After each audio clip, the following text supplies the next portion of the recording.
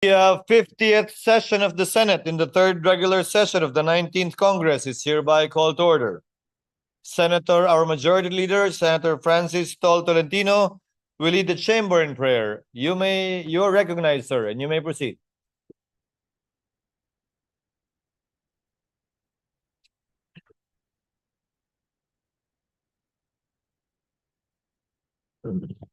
All glory and honor we give back to you, Almighty God, for the gift of life and protection you have clothed this nation and its people. Your grace has kept us, each of us, steadfastly anchored on faith and hopeful in spirit. We acknowledge our frailties and seek your divine forgiveness, believing that your love and compassion will deliver us all to your promised salvation. Bless the corners of this hall, we pray, so that it will be filled with your spirit. Let it be your will that we may be witnesses and instruments of your divine plan as we all work hand in hand for peace, unity, and progress of our country. We lift up to you, O God, the Philippine Senate, its senators, their staff, the media, our collaborators, and pray for your divine hand as to always be upon us, guiding our every thought, enlightening our every action. Enable, Lord God, your grace to come upon us and to take hold of us. Bestow us with wisdom and righteousness so that we may be able to serve the Filipino people according to your will. As we adjourn for the upcoming midterm elections, may we be guided by your divine will reflected in the people's expression. I fervently pray for this honored chamber to keep championing the people's good and welfare. May the work we do find meaningful transformation as instruments of positive change for the country, for the people, empowerment, and nation building. In our unified prayer for the ultimate good of our land, we implore your light and guidance in everything that we shall say and do as we fulfill the mission you have blessed our lives with. May we be able to truly live and work as legislators for God and for the people. May we be channels through which your divine plan for humanity will find completion. Amen. Amen. Secretary, will please call the roll. Roll call of members. The Honorable Senator Binay, Senator Cayetano Alan, Senator Cayetano Pia, Senator De La Rosa, Senator Ejercito, Senator Estrada, Senator Gatchalian, Senator Go, Senator Ontiveros, Senator Lapid, Senator Legarda. Present online.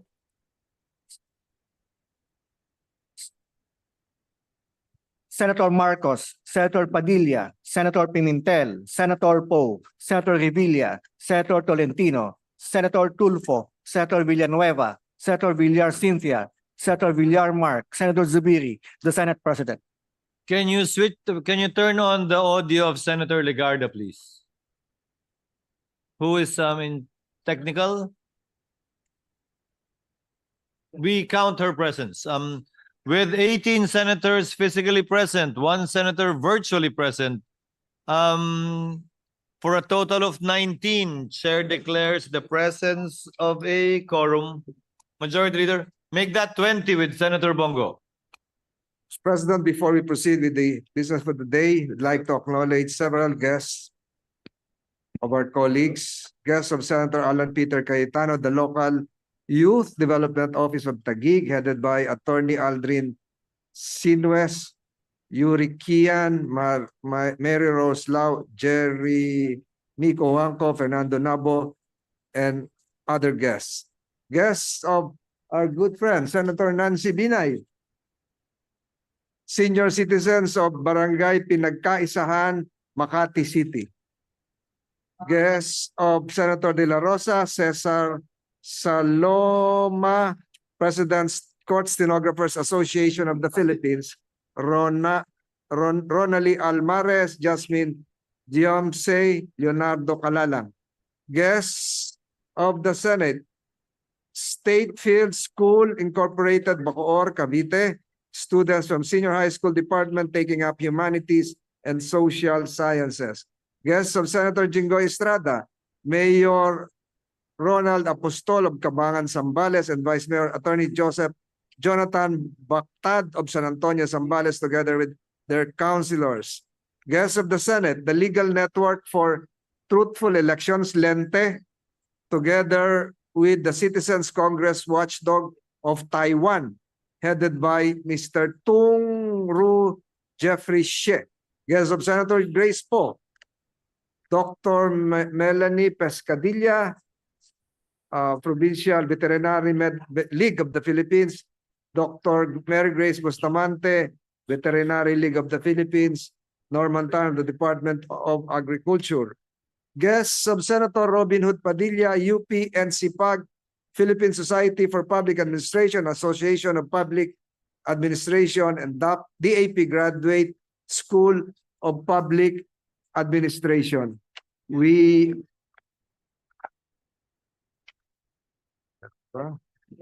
honor our guests, Mr. President. One more, Mr. President. Students from the Charlo Mason Authentic. We honor our guests, Mr. President. To the aforementioned guests, welcome to your Senate. Majority Floor Leader. Mr. President, if What I is the may. pleasure of the Honorable Yes, Villanueva? Mr. President, may I join the Majority Leader and the Senate President in welcoming our guests from the gallery. I just have to give honor to whom honor is due. My professor from UP and CPAG is here, Professor Alex Brillantes. And of course, Mr. President, our guests from the National Press Club, the officers are also here with us. Thank you, Mr. President. Again, welcome to your Senate. Majority Leader.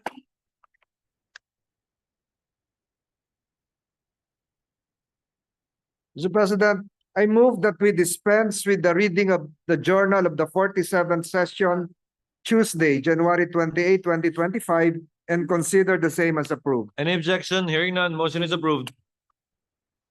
Mr. President, I move that we defer the approval of the journal of the 49th session, Tuesday, February 4, 2025. Any objection? Hearing none, motion is approved.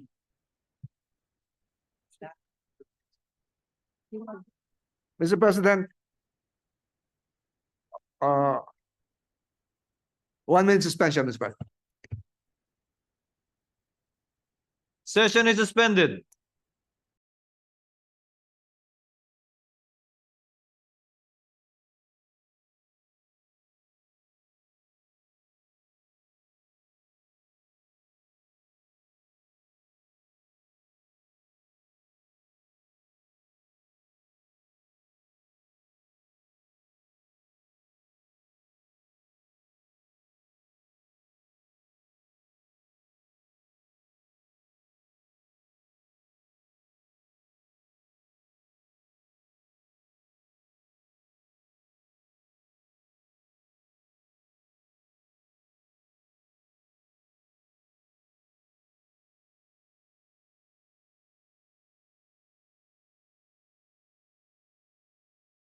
Leader.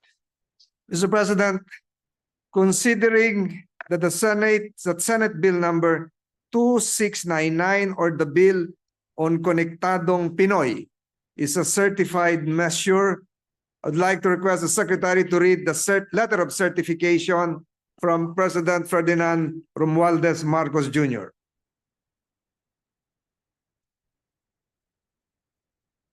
Senate Secretary is directed to comply.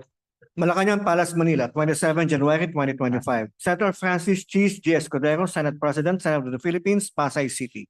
Mr. Senate President, pursuant to the provisions of Article 6, Section 26, Paragraph 2 of the 1987 Constitution, I hereby certify to the necessity of the immediate enactment of Senate Bill number 2699, an act establishing a comprehensive and inclusive data transmission and connectivity framework for the Philippines to facilitate the development of a robust and resilient communications infrastructure and establish a competitive and innovation-driven data transmission industry that will safeguard the public interest, promote fair competition, encourage investment in critical digital networks, and equip the government and the public with the necessary tools to maintain vital communications channels and effectively respond to emergency situations.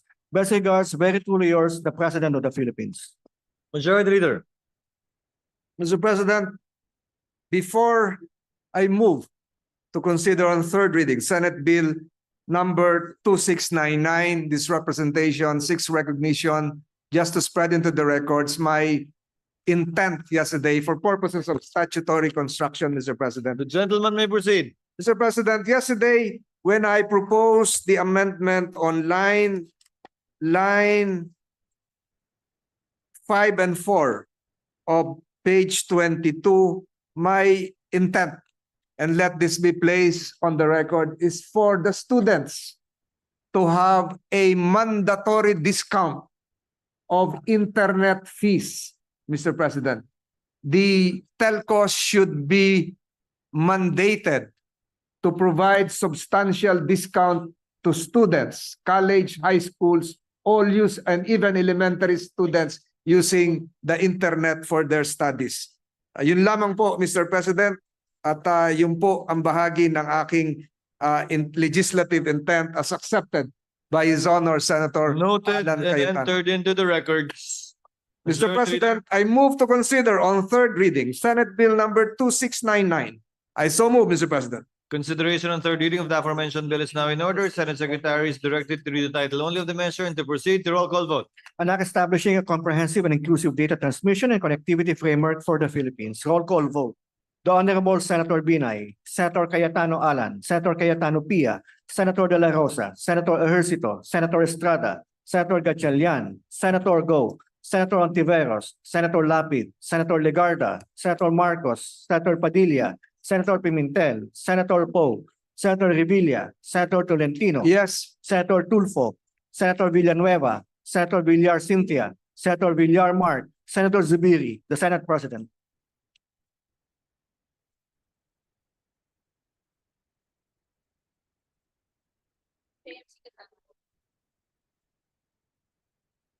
With 16 affirmative votes, 0 negative, 0 abstention, Senate Bill number 2699 is approved on third and final reading. Majority Leader.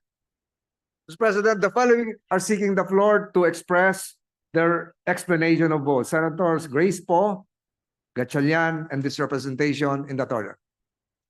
Senator Grace Poe is recognized to enter her explanation of vote. No, thank you, Mr. President. I would like to thank the sponsor, Senator Alan, for shepherding this critical measure. I'm also an author of this bill. We rank fourth in terms of time spent on social media. At least it will open up more players para mas mabilis ang daloy ng impormasyon sa ating bansa. Kaya ito ay isang mabuting bagay na nagawa natin bago tayo nag-adjourn by easing registration and injecting much needed competition in our ICT industry. We hope to achieve the internet infra that our digitally hungry kababayans deserve. We again thank our Senate President and then also the Chair for sponsoring this critical measure and look forward to its implementation. Thank you. Mr. President, Senator Gatchalian is seeking the floor.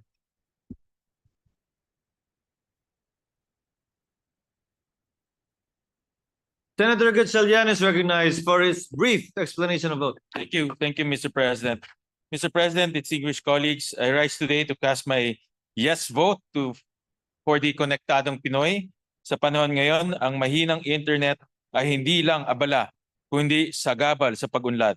A weak communication structure means a lot of missed opportunities, limited access to essential services, and increasing gap between those who can keep up with the demands of the modern economy and those who are left behind. Sa madaling salita, ang hindi konektado, siya ang napag-iiwanan. The passage of this measure will facilitate the development of a robust and resilient information and communications infrastructure that will empower education, drive economic growth, and strengthen public services and enhance disaster response. Walang mag-aaral na dapat mahuli sa klase dahil lang sa mahina o walang signal. Walang negosyanteng dapat malugi dahil hindi niya maabot ang kanyang mga mamimili online. At higit sa lahat, walang komunidad ang dapat maputulan ng komunikasyon, lalo na sa panahon ng sakuna. Beyond expanding internet access, this proposed measure will establish a competitive and innovation-driven data transmission industry that will safeguard the public interest, promote fair competition, encourage investment in critical digital networks, and equip both the government and the public with necessary tools to maintain vital communication channels. Matagal nang reklamo ng ating mga kababayan ang mabagal at mahal na internet. Oras na para tapusin ang monopoly mindset at bigyan daan ang patas at makabagong kompetisyon upang mas umunlad ang ating digital infrastructure. I vote yes because a konektadong Pinoy is a stronger, smarter, and more empowered Filipino, and a digitally connected nation is a nation that is ready to compete and succeed in the future. Thank you, Mr. President. Noted and entered into the record. Senator Villanueva, what is your pleasure? Mr. President, may I be allowed to just explain my vote? The gentleman may proceed. Thank you very much, Mr. President, dear colleagues. As one of the authors and the co-sponsors of the measure, we'd like to thank and spread into the records our commendation to the sponsor, our distinguished colleague, brother Senator Alan Peter Compañero Cayetano, for his hard work in pushing for this bill, which will finally address the long-standing issues of digital connectivity in our country today. In an era where reliable and affordable internet access is a necessity and not even a luxury, Mr. President, this bill ensures that no Filipino is left behind. Whether for education, business, government services, or disaster response, connectivity, Mr. President, is a lifeline. This is especially true for our learners, for whom access to the internet can make or break them in their schooling and beyond. The government recognizes this as an urgent need, and that's why in the 2025 General Appropriations Act, the Department of Information and Communications Technology has been allocated 7.5 billion pesos to sustain the free public internet access program. With the enactment of the Konektadong Pinoy Act, we are very much hopeful, Mr. President, that more resources can be dedicated to ensuring that everyone has access to the internet. We believe that digital inclusion is essential for progress, and this bill is a key milestone in building a connected, empowered, and future-ready Philippines. For these reasons, Mr. President, I vote yes. Maraming salamat po at pagpalain tayong lahat ng ating Panginoong Diyos. Noted and entered into the records. Majority Floor Leader may proceed to explain his vote. Mr. President, before I explain my vote, the Senate President Pro Temp is seeking the floor. Senator Jinggoy Estrada, I yield to Senate the President Pro Tem. What is your Senate pleasure, sir? President Pro Temp.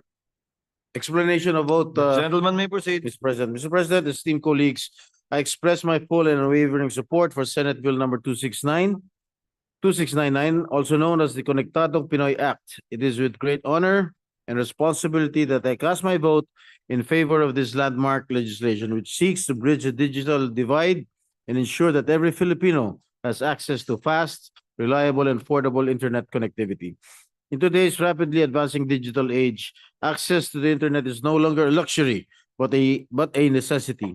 It is the great equalizer, providing opportunities for education, employment, business, and even government services. However, the reality remains that millions of Filipinos, especially those in far-flung provinces and marginalized communities, continue to struggle with poor connectivity, high data costs, and limited access to digital resources.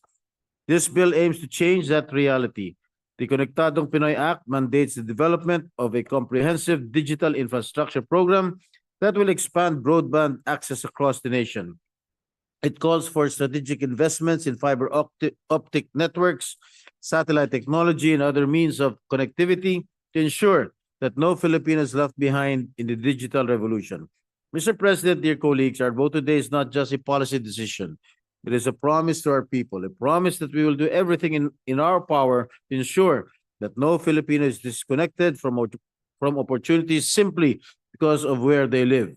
It is a commitment to inclusivity, progress, and a digitally empowered nation. With this, Mr. President, I proudly vote yes. Let us move forward together toward a truly konektadong Pilipinas. Maraming salamat po. Noted and entered into the records. Majority Floor Leader. Mr. President, let me place into the records some salient portions of my explanation of vote without prejudice and the submission of an exhaustive explanation. Mr. President, nagpapasalamat po ako kay Senator Alan Peter Cayetano dahil tinanggap po yung aking mga proposed amendments, namely prioritizing areas near educational institutions in unserved and underserved areas. This amendment will ensure that equitable internet access across the country will be assured, particularly in those regions lacking sufficient infrastructure, thereby hindering economic growth, education, and social inclusion. Second, ensuring continuous and uninterrupted data transmission during emergencies and calamities. Kailangan po natin ito dahil po pag merong mga kalamidad, ang atin po mga mobile networks lamang at satellite phones ang nakakatulong. Thirdly, and this was part of my earlier manifestation, the introduction of discount for student users. Mr. President, collaborating with telcos to make internet use access more affordable for students will enhance digital literacy and support their needs. Investing in our youth is crucial for building a brighter future for our nation. I vote yes, Mr. President. Thank you. Noted and entered into the records. Before we proceed, Chair would like to correct the number of votes cast in favor of the measure because of technical problems with the audio of Senator Legarda. Her vote was not earlier recorded. So it's 17 votes in favor of the measure. Majority Floor Leader. Mr. President, I voted in favor of the measure. Yes. Yes, as duly noted by the Chair. Thank Noted. you. Majority Floor Leader. Mr. President, before we proceed with the other measures, I move for the approval of the journal for the 29th session, November 5 to 7, 11 to 14, 18 to 19, 2024. Any objection? Hearing none, motion is approved. Aforementioned journals are now deemed approved. Majority Floor Leader. Mr. President, we are in receipt of the Conference Committee report on the disagreeing provisions of Senate Bill number 2804 and House Bill number 11230. These are the bills on the New Development Bank of the Philippines Act. With that, I move to recognize Senator Mark Villar, Chairman of the Senate panel, to give the highlights of the Conference Committee report. And so move, Mr. President. Senator Villar is recognized to sponsor the Bicameral Conference Committee report. You may proceed, sir. Thank you, Mr. President. And distinguished colleagues, a pleasant afternoon to all of you. I have the honor of submitting for ratification the Bicameral Conference Committee report on the disagreeing provisions of Senate Bill number 2804 and House Bill number 11230, otherwise known as the New Development Bank of the Philippines Act. Mr. President, the Senate conferees, alongside with our House of Representatives counterparts, have resolved to adopt the Senate version as the Bicameral Conference Committee's working draft. Mr. President, this proposed measure will enable the DBP to continuously support national development goals while ensuring that the benefits of these projects reach ordinary Filipinos in terms of job opportunities, better services, and improved livelihoods. One of the most distinct features of this bill is the increased capitalization to be provided to DBP, which would give them heightened ability to issue more loans to fund critical projects for priority sectors such as infrastructure, health, social services, and agriculture. With this new charter of the DBP, we could expect increased implementation of basic public services for our Filipinos. This amended charter will expand DBP's powers and functions, which would enable it to live out its development governmental mandate while maintaining sound profitability and a strong balance sheet. To conclude, I would like to thank the members of the Bicameral Conference panel of both the Senate and House of Representatives for their invaluable contribution to the making of this bill. I would also like to express my gratitude to our colleagues for their unyielding support for this new DBP charter, particularly to our Senate President, Chis Escudero, Senator Joel Villanueva, and Senator Cynthia Villar for their authorship of the bill. My sincerest thanks also goes to our Majority Leader, Senator Francis Tolentino, and Minority Leader, Senator Coco Pimentel, for their beneficial contributions to the measure's refinement. Mr. President, with the permission of the body, I move that the joint explanatory statement of the disagreeing provisions of Senate Bill number 2804 and House Bill number 11230 be read in toto into the record and that the Bicameral Conference Committee report be ratified. Thank you, Mr. President. Is there any objection? Hearing none, motion is approved. The Conference Committee report on the disagreeing provisions of Senate Bill number 2804 and House Bill number 11230 is hereby approved and ratified. Session is suspended for a minute.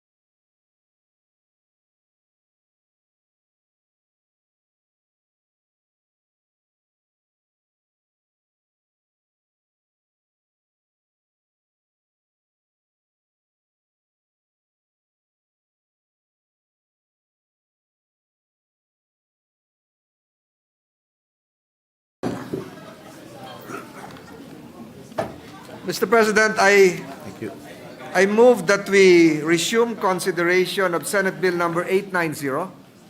This is the bill on the right sizing the national government. So move, Mr. President. Is there an objection? There being none, the resumption of consideration of Senate Bill 890 is now in order. Mr. President, the parliamentary status of the bill is that we have approved the amendment by substitution on January 20, 2025 without prejudice to the members asking questions on the measure.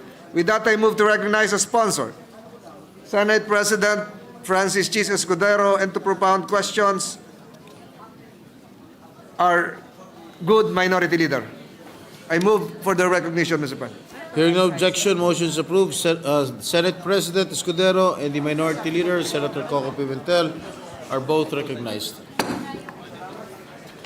Mr. President, can I ask for a few minutes suspension so the entire plenary hall can settle down because it's too noisy for.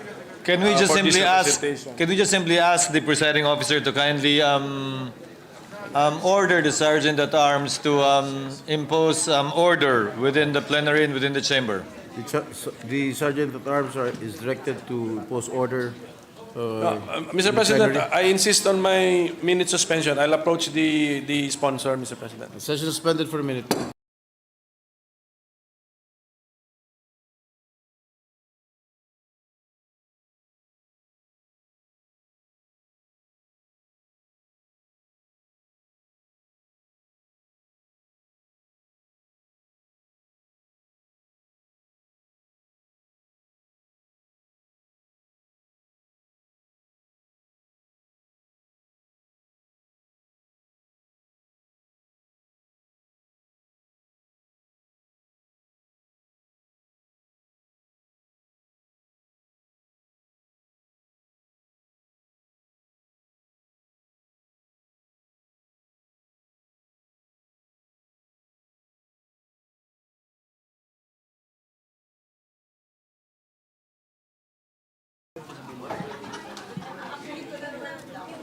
Majority Leader.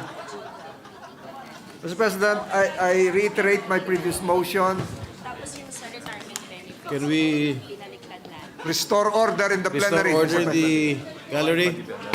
Those people at the back, please observe proper decorum.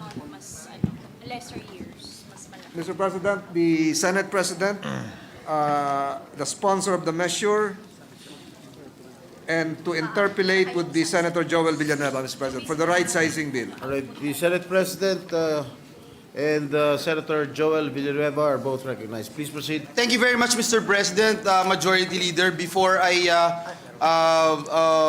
ask 2-3 questions, Mr. President, I would just like to spread into the records that this representation filed a version of this measure And we want to reiterate the importance, Mr. President, of passing a piece of legislation that will ultimately enhance the institutional capacity of our government agencies to improve public service delivery while ensuring, and let me emphasize this, Mr. President, while ensuring the welfare of millions of civil servants. We would like to again put on record, Mr. President, that right-sizing is not synonymous with downsizing. As reflected in the substitute bill introduced by the good sponsor, our Senate President, this is an attempt at government organization to streamline roles, functions, mandates, and programs to achieve our social and economic development goals while promoting fiscal responsibility and the efficient use of taxpayer money and guaranteeing, again, let me emphasize, guaranteeing that our government workers are protected every step of the way. And with that, Mr. President, may I be allowed to just ask some questions to the good sponsor if he would allow this representation, Mr. President? We confirm the statement of the gentleman, Your Honor. Indeed, that is the content and intent of the optimization bill that we filed in substitution of the version filed by Senator Joel Villanueva. And by way of difference, it is actually essentially the same, Mr. President. Only that we added some provisions that was the product of our consultative meeting, namely, to add some employees' organizations to various stages of the right-sizing process. Number two, to provide for a sunset clause, since this should not be ongoing for an indeterminate period of time. And number three, we placed a different formula which is inversely proportional to the length of service of the employee, of the benefits he or she will be receiving should she be affected or he be affected by this program. We also clarified, Mr. President, Your Honor, the requirements that the government should undertake and comply with before they can effect any optimization on any agency of government. But essentially, the heart and soul of the bill would be essentially the same as what Senator Villanueva filed and what this representation filed before the substitution.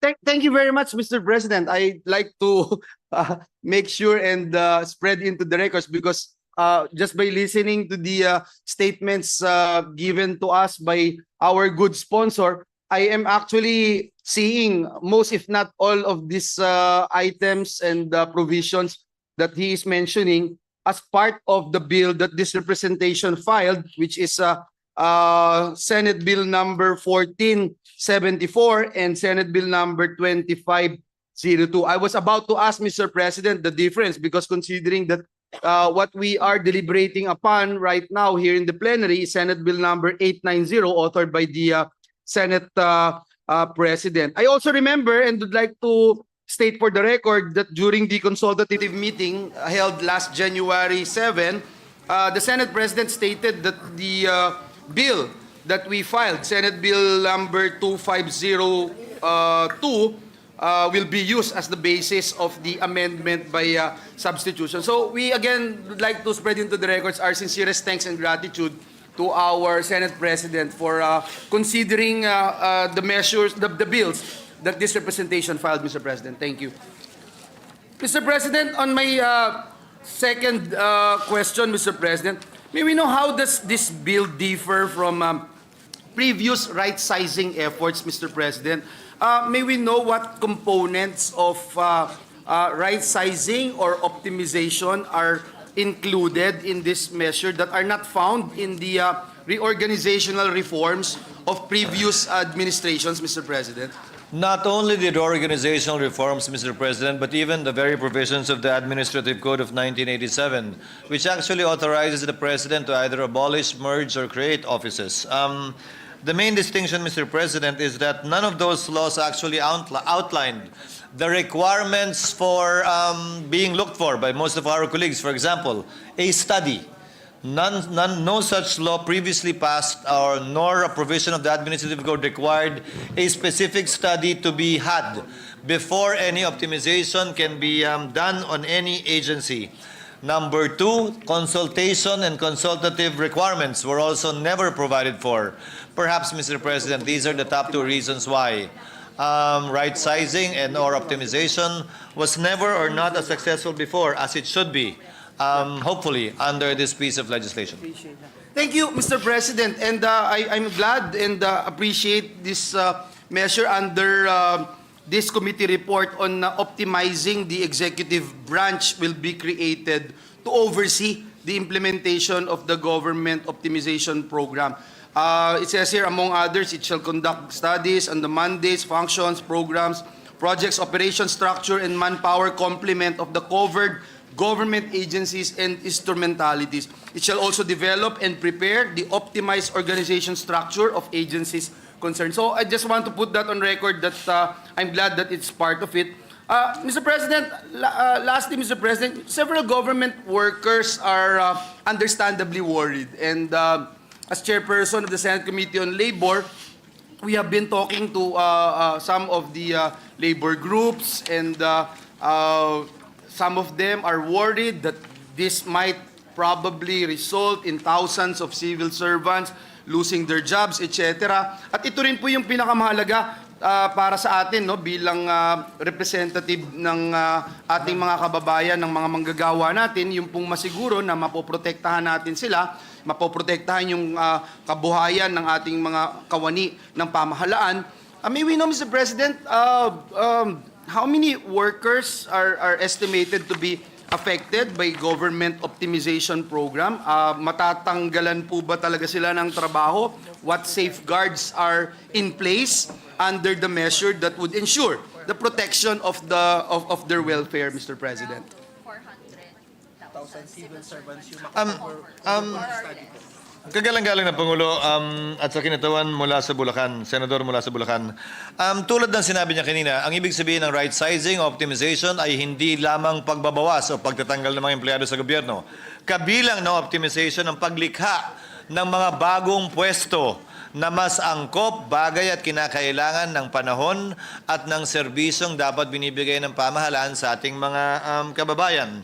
So hindi ko po sasagutin ng inyong katanungan kung ilan ang matatanggal. Ang babanggitin ko po ay numero ng maapektuhang mga posisyon o tao na maaaring maiangat, tumaas, malipat, pero hindi nangangahulugang automatic na ibabawas o tatanggalin. At ang bilang na binibigay ng DBM sa kanilang nais i-target ay humigit kumulang 400,000 posisyon. Pero kabilang, ulitin ko rito, ang pag-upskill sa kanila, ang pag-promote sa kanila, ang paglipat sa kanila sa ibang mas kailangang posisyon at opisina, at hindi lamang nangangahulugan na pagtanggal sa kanila mula sa serbisyo. So wala po kaming figure kung ilan ang tatanggalin dahil wala naman pong planong tanggalin na bilang. Meron po kami target na posisyon na i-optimize para mas maging efficient ang pamahalaan. Gusto ko pong susugan, Ginoong Pangulo, yung binanggit ng ating sponsor, na yung optimization is not only limited to the elimination of redundancies, overlaps, and duplications in operations.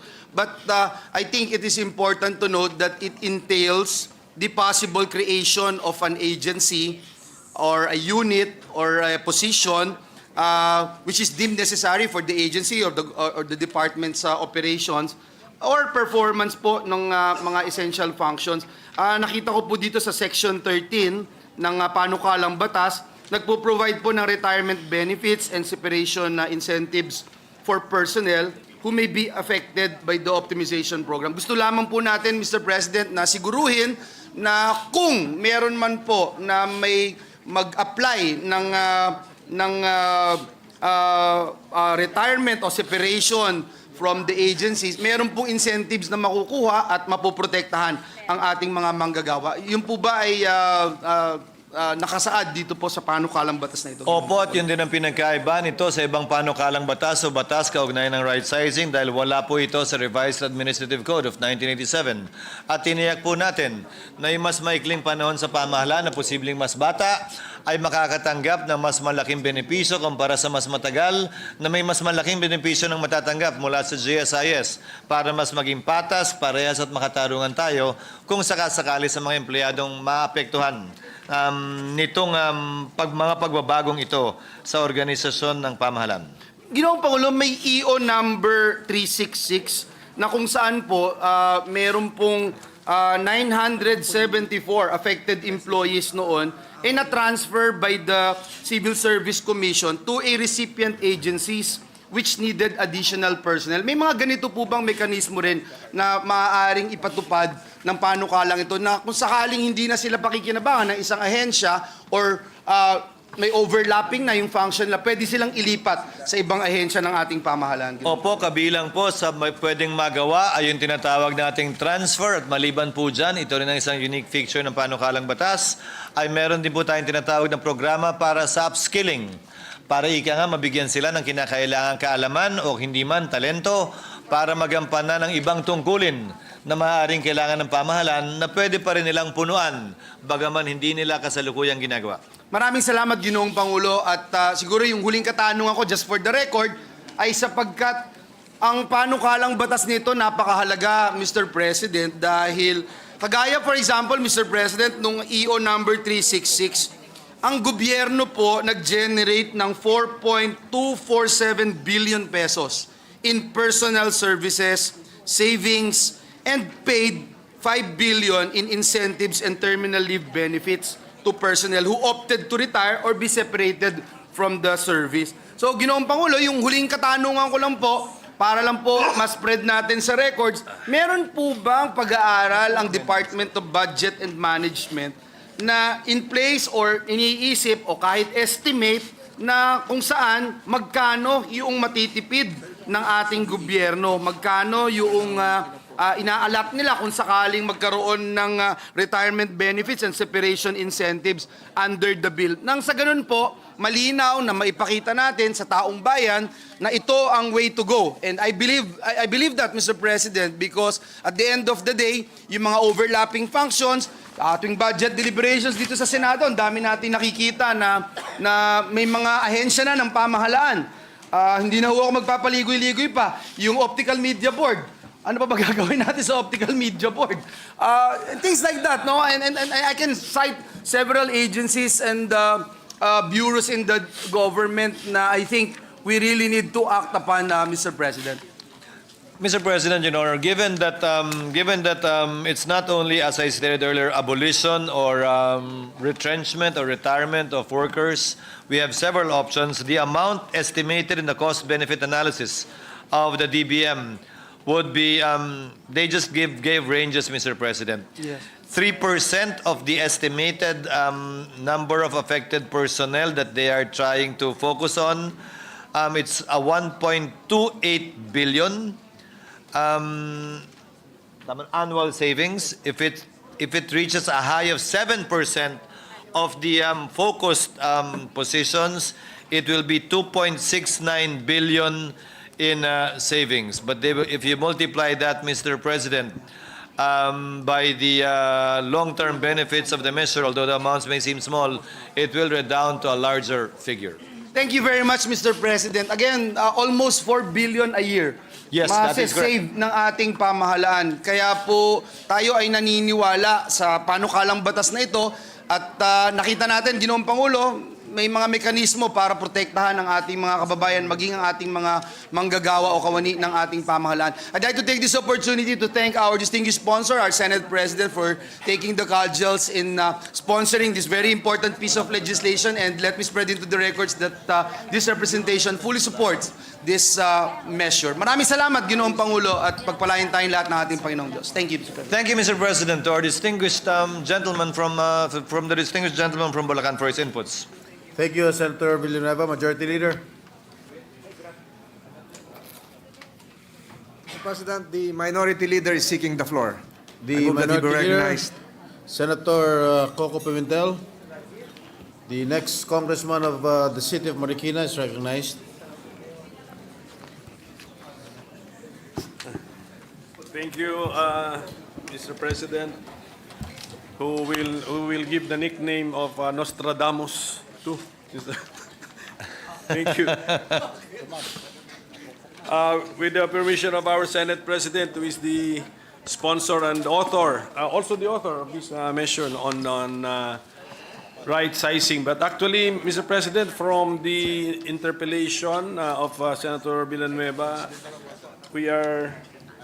I think we should be changing our terminology. It's no longer, it's definitely not downsizing. It is, in the title, it's right sizing, but actually, we're introducing the concept of optimization, Mr. President. May we know more about what is this new concept that this bill is really about the optimization of not only the size but also of the operations of the government, Mr. President. Mr. President, it's actually the same, only that right sizing has been given such a bad connotation in previous years that it means downsizing, it means cutting down, it means retrenchment, it means removing employees. That's one of the main reasons why, without any pun intended, that's one of the main reasons why we changed the name actually. Although it essentially means the same based on a dictionary, we wanted to emphasize that with this change of name, it does not only mean reducing the number of employees, it may actually include increasing the number of hires in government, but more relevant ones and what are really needed instead of what we have right now.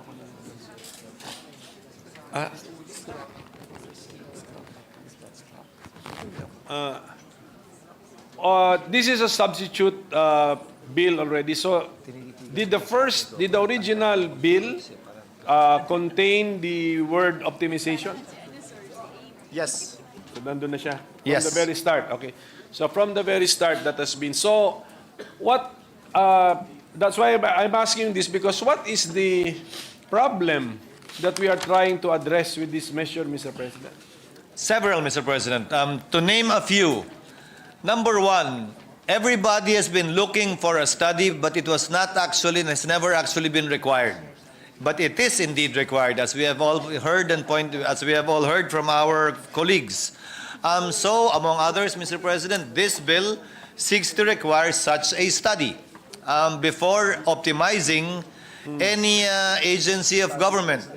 Number two, we also specified representation of employees' organizations, relevant employees' organizations at every stage of the process in order to give them a voice and to keep them abreast of what is going on, what the plans are, and what the studies are saying. And number three, Mr. President, would be insofar as the benefits to be given to affected employees, not only by way of a separation pay, but also the possibility of retooling, reskilling in order to perform other functions. Now, we are going to give employees' organizations a role in the process that we are making possible because of the bill. But right now, there is no such process available. Tama po ba yan? Yes, Mr. President. Perhaps that's one of the main reasons why right-sizing attempts before did not or have not succeeded. Because it always faced stiff opposition without a mechanism for dialogue.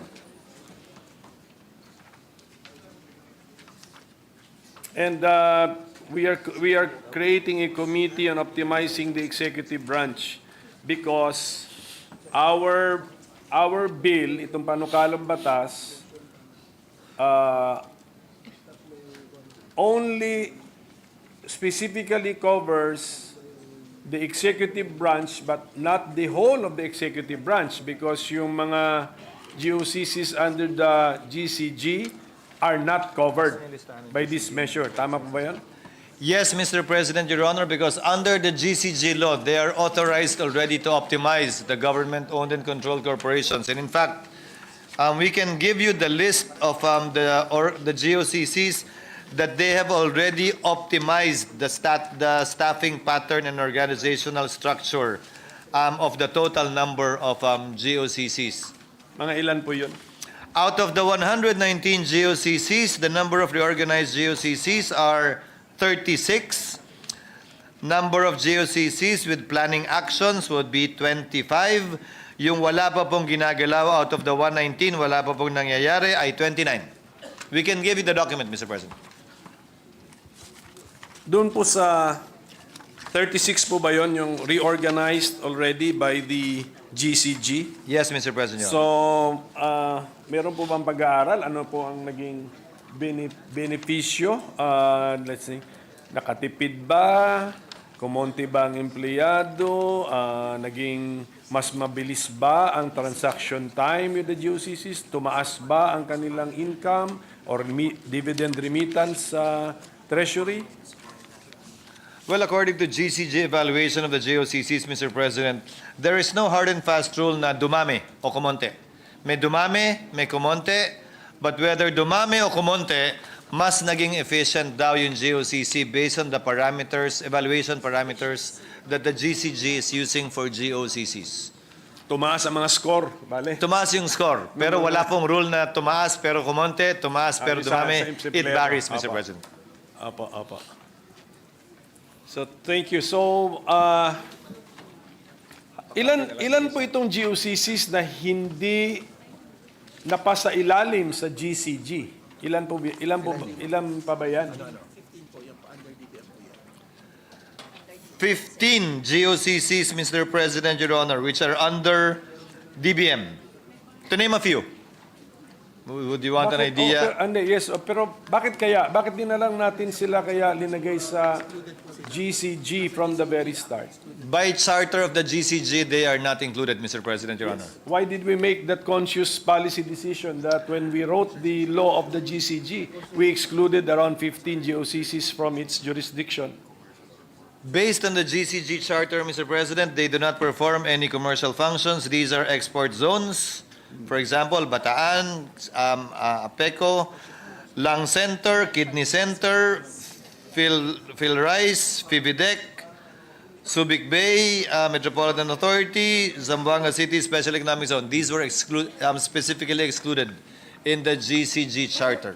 Because they are not supposed to be earning? They are not supposed to be income generating, Mr. That's not their primary role. Okay.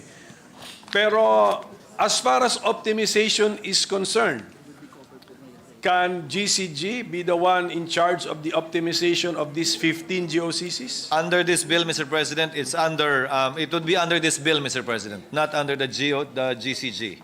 It will follow the processes provided for in this proposed bill. Yes, because we know that they're not under the GCG. Yes. Pero si GCG nga, nagagawa na nga niya for those under. How is it possible conceptually that when it comes to optimization, we will allow GCG to optimize these 15 not-for-profit GOCCs? No. The GCG charter excludes it, Mr. President, but we can include them here if that is the desire of the Honorable Minority Floor Leader. But right now, as written in the bill, they are not they are included in the bill and not part of GCG because that was in a previous law. Yes, I have noticed that, Mr. President. That's why I'm bringing up the idea. Kasi si GCG, nag-optimize na siya ng GOCCs. Meron lang 15 GOCC na wala sa jurisdiction ni GCG. Pero pagdating sa optimization, baka kaya na rin ni GCG maturuan ang 15 GOCCs na yon as far as optimization is concerned. Actually, Mr. President, Your Honor, I think the reservation only that they have is that the GCG charter itself does not include these corporations, and if we will include them in the right sizing, is it going to be the intention of the author of the good gentleman rather to already place them under GCG? That would be a totally different regime altogether, Mr. President, Your Honor. Again, because they're not, their primary purpose is not income Yes, I know. generating. That's why I was limiting my question to as far as this concept of optimization is concerned. Again, the reservation only is that there might be some confusion that GCG would already have other powers over these corporations not intended to be under GCG to begin with. But we will submit at the proper time, Mr. Yes, President. Mr. President. On Thank any you, thank suggestions you. of the good Thank you gentleman. for entertaining, at least entertaining the idea, Mr. President.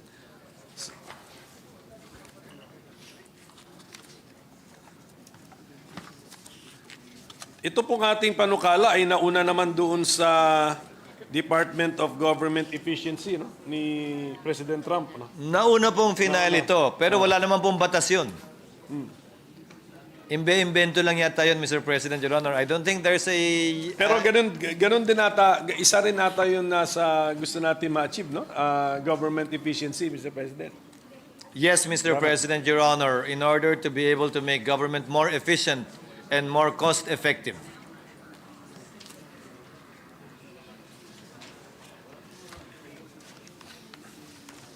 Mr. President, hindi ba kayang gawin na yan ngayon under present law? Kasi for example, si Department of Agrarian Reform Secretary Conrad Estrella, during the budget process, parating niya sinasabi sa atin, yung he availed of this scrap and build concept which is allowed under existing law. So can that not be resorted to without to make government more efficient, Mr. President? Well, Without yes, Mr. President, Your Honor. The problem faced by the scrap and build method, Mr. President, as a rule is that, number one, as I said, although it is provided for by law in the Administrative Code of 1987, the requirements we're trying to impose under this bill is not there, like the study, like the consultation with the employees' organizations, like the giving of a different separation pay that is more equitable and justified to affected employees compared to merely receiving benefits from GSIS on the assumption that they already served long enough to receive any benefits from GSIS. But some of the concepts within scrap and build are present or incorporated in this bill, Mr. President. Yes, Mr. President, Your Honor, it is because, for example, abolition, creation, consolidation, merger are all tools available under this bill. Tapos, Mr. President, hindi po ba may kapangyarihan na ang Presidente under existing law, more specifically the Administrative Code, to reorganize, if not the entire executive branch, at least a significant part of the executive branch? That is correct, Mr. President. That was the very first question I asked in the consultative meeting. What is this for and do we need this? The answer given to me was that it is needed, again, because of the absence or lack of rules on how to do it, what should be done before it is going to be applied to a particular government agency, and again, the problem of being able to give separation pay on top of GSIS benefits, assuming, again, they will be qualified to receive any such benefits from GSIS, given the short length of service they may have.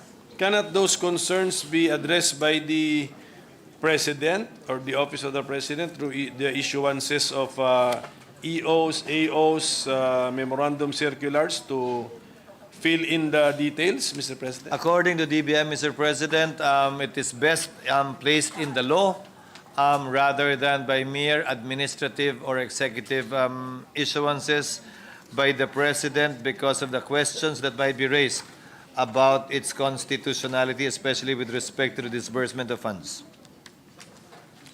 Assuming that this bill becomes law, can the it is the who makes the final decision, Mr. President? Is it the COEB or the President of the Republic? Especially on the abolition or a merger of government agency or body. It will be fine. It will finally be. It will be a recommendation coming from the COEB, and then the President will issue an executive order, Mr. President. So yun yung final act itself. But the agency itself would have to issue the corresponding actual offices to be created or merged in line and in accordance with the EO. I-implement po ng agency yun, base sa EO. The agency, Siya po yung mag-i-implement the nung nasa agency EO. affected? The Yes. agency affected? Okay, so if the EO calls for the abolition of an agency, the agency will issue something. In compliance, Mr. President, To- with the executive order to be issued by the President based on the recommendation of the COEB as provided for in section 12, I believe. Has the GCG, I'll go back to the GCG. Yes, Has the GCG ever abolished a GOCC? Ano? Yes, it has, according to them, and Kedancor would be an example of such GOCC abolished by the GCG. So, mga ilan po ang na-abolish ng GCG? 32 in all, according to them. 32? Okay, so Well, since we Sabi ko didn't si- hear of it being abolished, I guess it was really not needed, Mr. President, Your Honor. sige pa. But of course, We'll give you the list, Mr. So President, Your Honor. what do we envision here, Mr. President? Ang GCG kasi GOCC yon. Anong na-envision natin dito? That there will be bureaus or divisions or agencies which can possibly be abolished?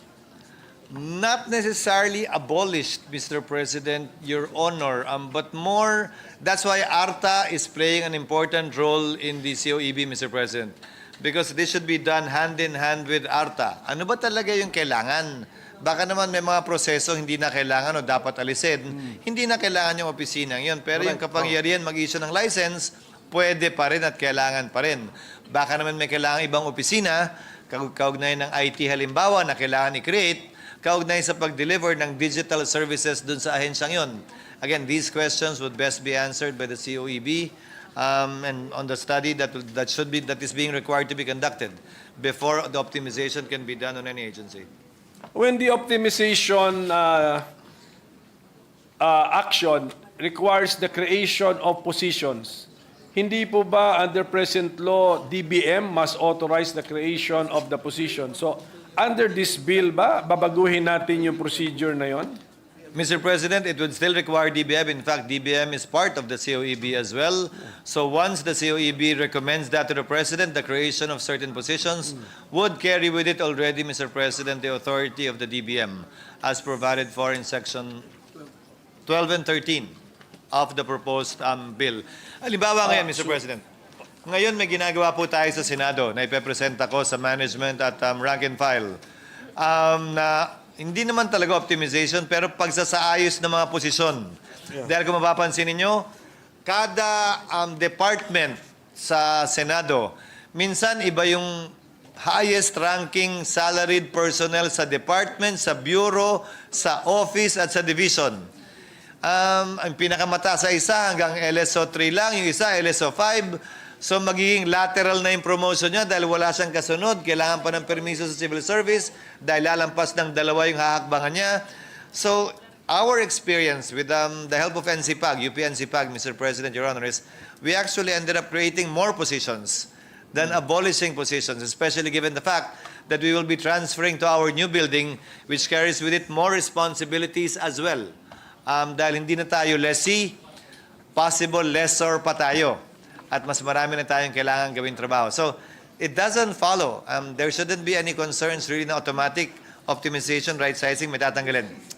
Hindi po. Yes, yung meron, sa experience mo na Senado, so may proposal na magdagdag, don't we need DBM's approval? Yes. Yes, we need. Yes, and Okay. as soon as we do the consultation with the employees and everything is understood and explained and okay, then we will ask permission from the DBM to create those positions, although it is completely chargeable against our own funds. And we won't be asking any funds from DBM in addition to our current budget.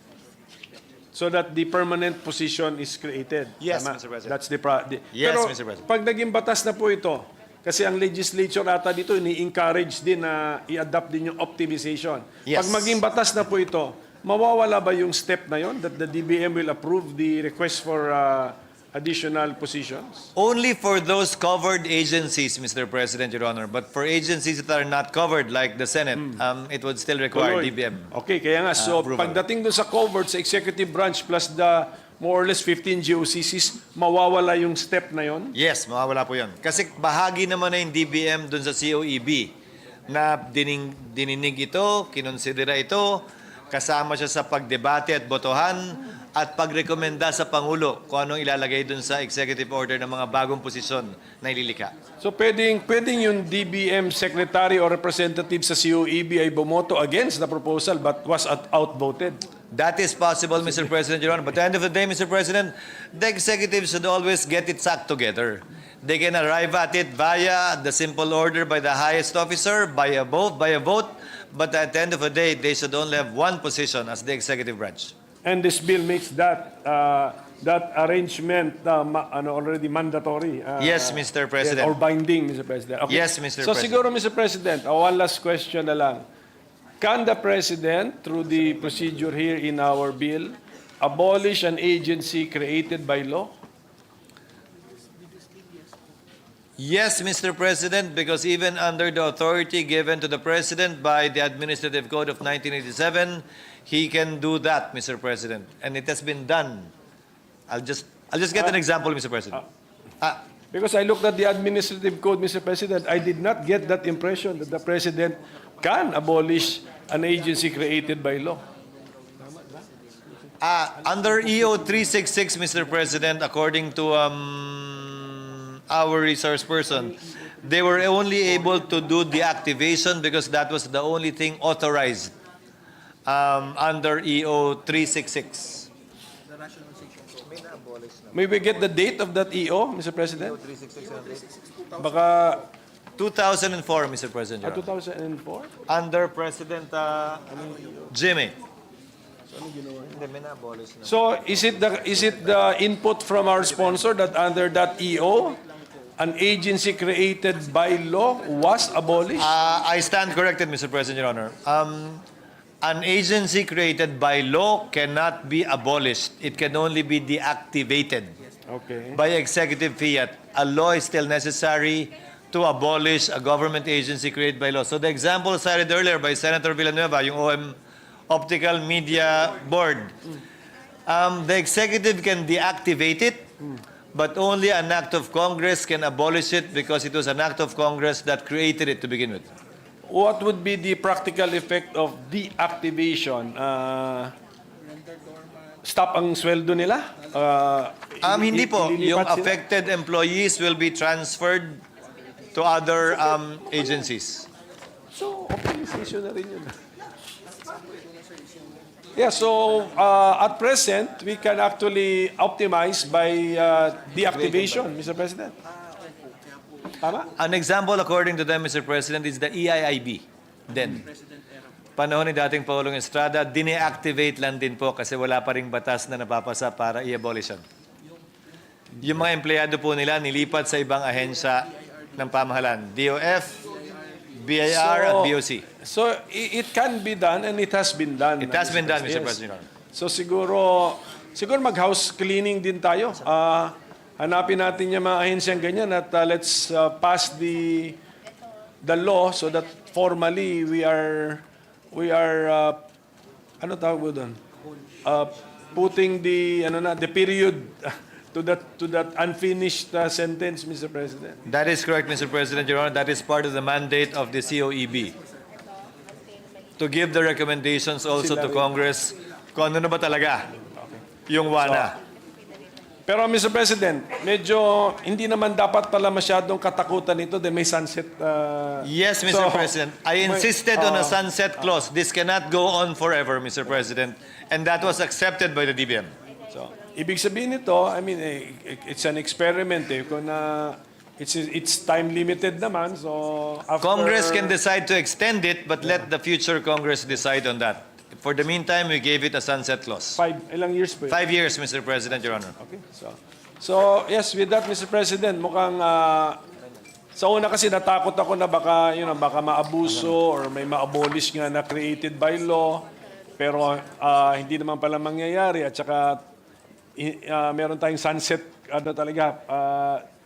provision. So this is parang a special power to be given the President through the Committee on Optimization and Efficiency. So, I would be willing to take the risk, Mr. President. And then, anyway, nag-focus na tayo na optimization ito. Hindi na, I think the word downsizing is never used in the bill. No, Never used. no, Mr. President, Your Honor. So, with that, Mr. President, I thank the sponsor and for his patience and maraming salamat po sa... Thank you, Mr. President. Thank you to our minority. Mr. President, Thank you, Mr. Majority President, Leader. there being no member who wishes to interpolate, I move that we close the period. Mr. President, I move that we open the period of amendments and recognize the distinguished sponsor of the measure, Senator Chis Is there any Escudero. objection? There being none, motion is approved. May I propose the following amendments, Mr. President, Your Honor? Please proceed. On page 4, after line 28, after subsection B, add the following subsections and renumber the succeeding subsections accordingly. Quote, C, the government shall recognize the principle of equal pay for equal work, semicolon. D, the government shall respect the right to self-organization of employees in the public sector, comma, and shall encourage participation in matters affecting their rights, semicolon, close quotations. I so move, Mr. President. Is there any objection? There being none, the amendment is approved. May I request for 1 minute suspension, Mr. Session President. suspended.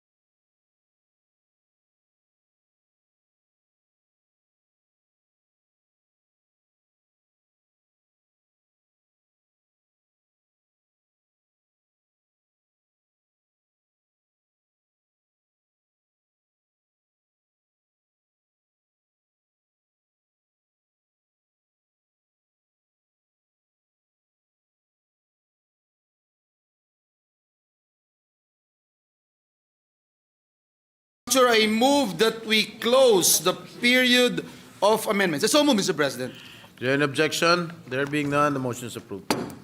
Mr. President, at this juncture, I move that we approve on second reading Senate Bill number 890, subject to style. So move, Mr. President. Is there any objection? There being none, the motion is approved. Senate Bill number 890 is approved on second reading, subject to style. Thank you very much, Mr. President. We thank our distinguished Senate President for sponsoring the measure. I now move that we suspend consideration of Senate Bill number 890. So move, Mr. Any President. objection? There being none, motion is approved.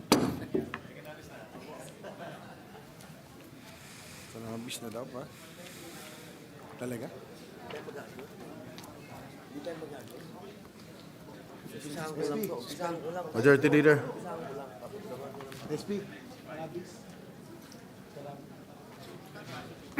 Mr. President, I move that we resume consideration of Senate Bill number 2573 under Committee Report number 210.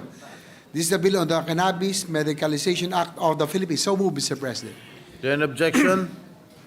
There being none, the motion is hereby approved. I move to resume the period of interpellation and recognize the sponsor, Senator Robin Hood Padilla, and to interpret our Minority Leader, Senator Aquilino Cocopimentel III. Senators Padilla and the Minority Leader are recognized. Please proceed.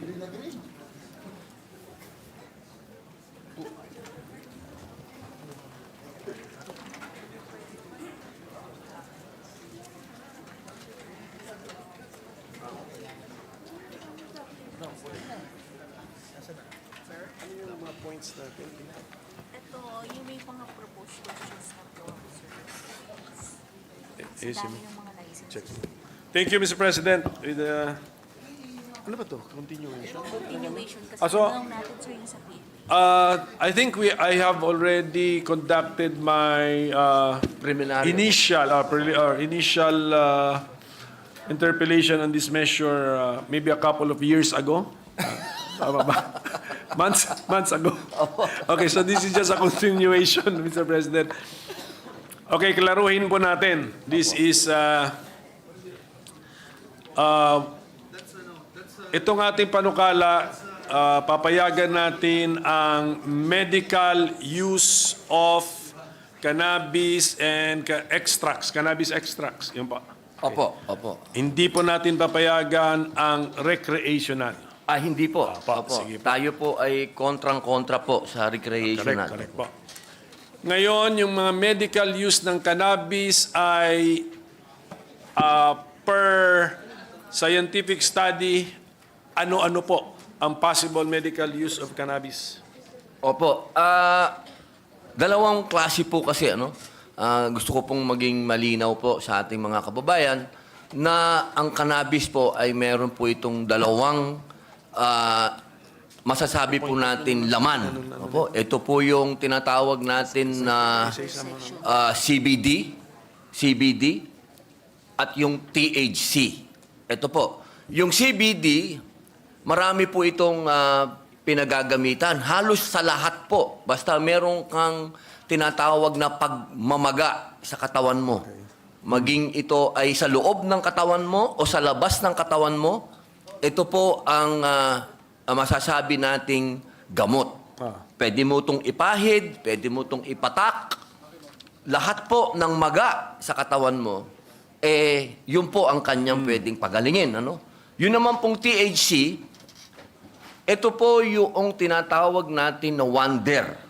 Sapagkat ito po, meron na po mga ginawang pag-aaral po dito na ito po ay ginagamit na doon po sa mga may cancer, sa mga meron pong malulubhang sakit. Ito pong paggamit ng medical cannabis, kung atin pong pag-aaralan pa, yung mga progresibong bansa po, ito po kanila na po itong talagang pinapractice. Kung pag-uusapan po kung evidence-based po, ito po talagang ginagamit na po ito sa mga cancer patients. At alam niyo po, Ginoong Pangulo, ito pong medical cannabis, kayang-kayang ma-afford ng ating mga kababayan. Alternative medicine po ito. Ito po yung halimbawa, kung ikaw po ay may cancer, pagkatapos mong ma-chemotherapy ka, hindi ka makakain, hinang-hina ka, hindi ka makatulog, diyan po pumapasok ang cannabis. Marami pong mga pag-aaral na nakita po nila, no, na itong mga cancer patients, kapag gumamit po ng cannabis, sila po ay nakakatulog, sila po ay nakakakain. Opo. Ganon din po nung nangyari po ito sa California, Ginoong Pangulo, noong panahon po ng kasagsagan ng AIDS po, ano? Meron po silang nakitang isang grupo na bakit itong mga may AIDS na ito, hindi sila namamatay kaagad, hindi po sila pumapangit, hindi sila namamayat. Kaya tinanong po sila kung anong ginagamit nila. Ang sinabi po nila, cannabis. Kasi sila daw po ay nakakakain at nakakatulog. Kasi yun daw po din ang epekto ng AIDS. Ano? Kapag may AIDS ka, hindi ka rin makakain, hindi ka rin makatulog. So lahat po ng mga tinatawag po ng mga grabing sakit, ay ito na po talaga ang ibinibigay, yung cannabis po. So lahat po nung ibinahagi sa atin ng ating sponsor, lahat po ba yun ay mababack-upan natin ng isang study na peer-reviewed study? Yung pumasa na sa mga standards ng international level na hindi ka lang basta-basta nagpapublish, rini-review ka ng mga dalubhasa din sa parehas na topic eh. So, kaya po yon? Kaya? So, panglaban sa pamamaga, inflammation, ang medical cannabis, we can support that with a scientific study na peer-reviewed. Tama po. Opo. Yung benepisyo ng medical cannabis sa cancer, ano ba isa? Mga malubhang sakit. Marami po. Epilepsy? Pati kasama? Epilepsy po. Epilepsy, Autism, dementia. Okay, autism. Opo, neurology, infectious diseases, neuropathic pain, gastroenterology, oncology. Ito po lahat nito, Ginoong Pangulo, ang binabanggit ko po. Alam naman po natin na ang bansang Israel at ang bansang Canada at ang bansang Amerika po, no? Masabi ko lang di po Amerika, kahit nasa federal, hindi pa po sila approve, ano? Pero ginagamit na po nila yung medical cannabis din po, ano? Ang hindi po kasi approve sa Amerika, yung pong sa mga state yung recreational. Pero yung medical po, yan po ay katanggap-tanggap na po yan. Opo. Lahat po yan, evidence-based na po yan, scientific, may science na po yan. Katunayan po, ito pong mga research, ito po, no, Cannabis for Pediatric Epilepsy, National Library of Medicine. Ito po ay yung January 2020. Ito din po yung isa, Medical Cannabis for Children, Evidence and Recommendations, Canadian Pediatric Society. Ito po. At dito din po sinabi, no, use of cannabis and other pain treatments among adults with chronic pain in US states with medical cannabis programs. Ito din po, no, the health effects of cannabis and cannabinoids, National Academies of Science, Engineering and Medicine, Washington, D.C. At meron din pong Toward Medical Cannabis Education in Israel, National Institute of Health, Israel. Lahat po ito, mga aking Ginoong Pangulo, lahat po ito ay nagsagawa ng kanilang research po at studies. So, kung meron po nakikinig sa atin ngayon na gustong ma-access yung mga studies na yan, para i-check niya mismo sa sarili niya, babasahin niya. Ito po ba ay hawak na ng ating committee? Kaya nilang mahingi yan sa ating committee? Opo. Ginoong Pangulo, katunayan po, nakailang beses na po kami nag-imbita ng mga doktor po galing sa ibang bansa at meron po sila talagang mga research po, na research base. Handa po kami na i-furnish po sila lahat niyan. Opo. So, sa kaalaman ng ating sponsor, ilang bansa na ang pinapayagan nila ang medical use of cannabis and cannabis extracts. Mga ilang bansa na po yan? Okay. Sa ngayon po, 70 bansa na po sa buong mundo ang nag-legal po ng ilang anyo ng cannabis, medical cannabis po. At 50 bansa naman po noong tumaas po ito. Dati po 50, naging 70 na 70 po. po? Okay, sige. Opo. 70. Sa pagkakalam ko, more than 190 ang members ng United Nations eh. Opo. So kung makikita natin, minority pa rin, 70. Ano kayang alam nung 120 other nations na hindi nag-adopt ng medical cannabis? Siguro po, Ginoong Pangulo, kulang pa din po sila sa konti pong kaalaman. Okay. At siguro po, hindi pa rin po nila narinig pa yung bagong statement po ng United Nations po na iniiba po yung schedule po ng cannabis. Opo, dati po kasi talagang ito po ay sinasabi nilang bawal. Pero ngayon po sinabi nila bawal pa rin, pero meron po itong medicinal component na pwede po nilang pag-aralan pa. Kaya meron pong approved po ngayon eh. May approved po na dami nung tinatawag po na THC at nung CBD. Sige po. Ano naman po ang danger nito? Kunyari, meron No, ba overdose po, meron bang kaso na posible bang overdose dito? Ang pinaka-overdose po ng cannabis, matutulog po sa kakain. Yun lamang po, wala pa pong naitala, wala pa pong naisulat na meron pong namatay po sa cannabis. Sa loob po ng 1,000 taon na ito po ay ginagamit na. Magmula pa po sa panahon po ng Egyptian, sa lahat pa po, ano? Wala pa pong na-record po na namatay po sa cannabis.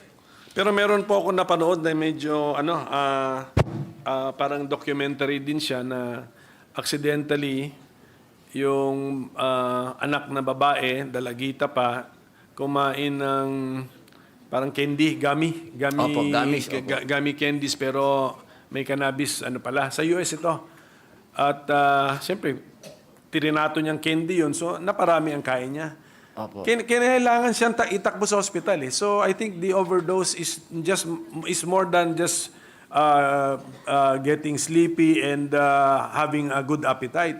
Meron din pong, naging emergency case din po siya eh. Siguro po, dala po ng panic. Siguro po, nagpanic po siya. Hindi po nag-collapse ang anak nila, nag-collapse, nakita nila nandiyan na lang sa Pero nabuhay sa po. floor. Buhay. Opo. Pero it was still an emergency. So posibleng siya ang nauna na documented case na namatay. Pero hindi po namatay. Hindi po namatay din sa napanood ko. Wala po kasi Ginoong Pangulo na recorded po talaga na after po magkaroon ng ganong klaseng overdose. Kasi hindi po talaga may iwasan na pagka nasobrahan po, talagang matutulog po talaga, babagsak po talaga. No? Pero hindi po talaga mamamatay. Wala pong magiging epekto sa puso niya, kahit po sa utak niya. Basta pagising lang po, maghahanap lang po ng pagkain yun. Sigurado po. Yan po ba ang ating pinag-uusapan on the ano matawag mo dyan? Dangers? On the dangerous side effects of overdosing on medical cannabis or adverse effects, cannabis, cannabinoids. Walang hindi tumataas ang kanilang BP or heart rate to such dangerous levels, Mr. President? Wala naman pong sa dangerous level. Wala pa po akong nakita talaga na nagkaroon pong ganun. Ano? Pero marami po talaga yung automatic nagpapanik. Siyempre po, medyo iba sa kanila. Opo, marami pong ganyan. Marami pong mga video, marami pong mga pag-aaral na ganyan. Sa Prague nga po, may mga isinagawa po sila na mga ganyang pag-aaral. Ganun din po sa Israel. Kaya po meron pong medicinal cannabis po ngayon na tinatanggal po yung panic, tinatanggal po yung minsan meron po diyan yung anxious ka, yung mga paranoia. Meron po sila ngayon na tinatanggal na po nila yung mga effects na yon. Pati nga po yung namumula yung mata. Kaya po, Ginoong Pangulo, pag kinumpare po natin ang cannabis, yung medical cannabis, doon po sa recreational marijuana, malayo po talaga. Napakalayo po. Kasi yung pong medical cannabis, naaalis na po nila kahit yung pamumulan ng mata. Ano na po yan? Nandun na po sa development na yan. Pero yung recreational marijuana po, talagang marumi yan. Hindi po talaga... Wala sa usapan yan. Wala po dito sa bill natin. Opo. Tapos ang medical use lang tayo ng cannabis and cannabis extracts, and these are prescription-based drugs or medicines. Opo. So hindi pa rin siya over the counter, basta kailangan doktor pa rin ang magbigay ng prescription o magrekomenda Tsaka ng po, gamot. dapat po, Ginoong Pangulo, yung pong doktor, nakapag-aral po siya ng patungkol po sa cannabis. Opo, hindi po basta doktor lang. Kailangan Nasa bill natin yun. Opo, nasa bill po natin. Saan mag-aaral si doktor para makakuha ng additional knowledge or experience? Katulad po nitong huli, nagpadala po kami ng doktor dito na galing po sa Amerika. Siya po ay si Shiksha Gallo. Nagsagawa po siya dito ng seminar. Siya po ay clinical pathologist at siya din po ang maraming clinical and scientific studies na ginawa po sa Amerika. So kung maging batas ito, Magpapapunta po tayo. Opo. Ng mga anong body yung mag-organize ng mga fora na ganyan? Opo, yung pong ating bill nandoon po, no? Ilan ba? Opo, sa section 29. Ano na nga? Section 29. 29. Opo. Ito po, basahin ko po, Ginoong Pangulo.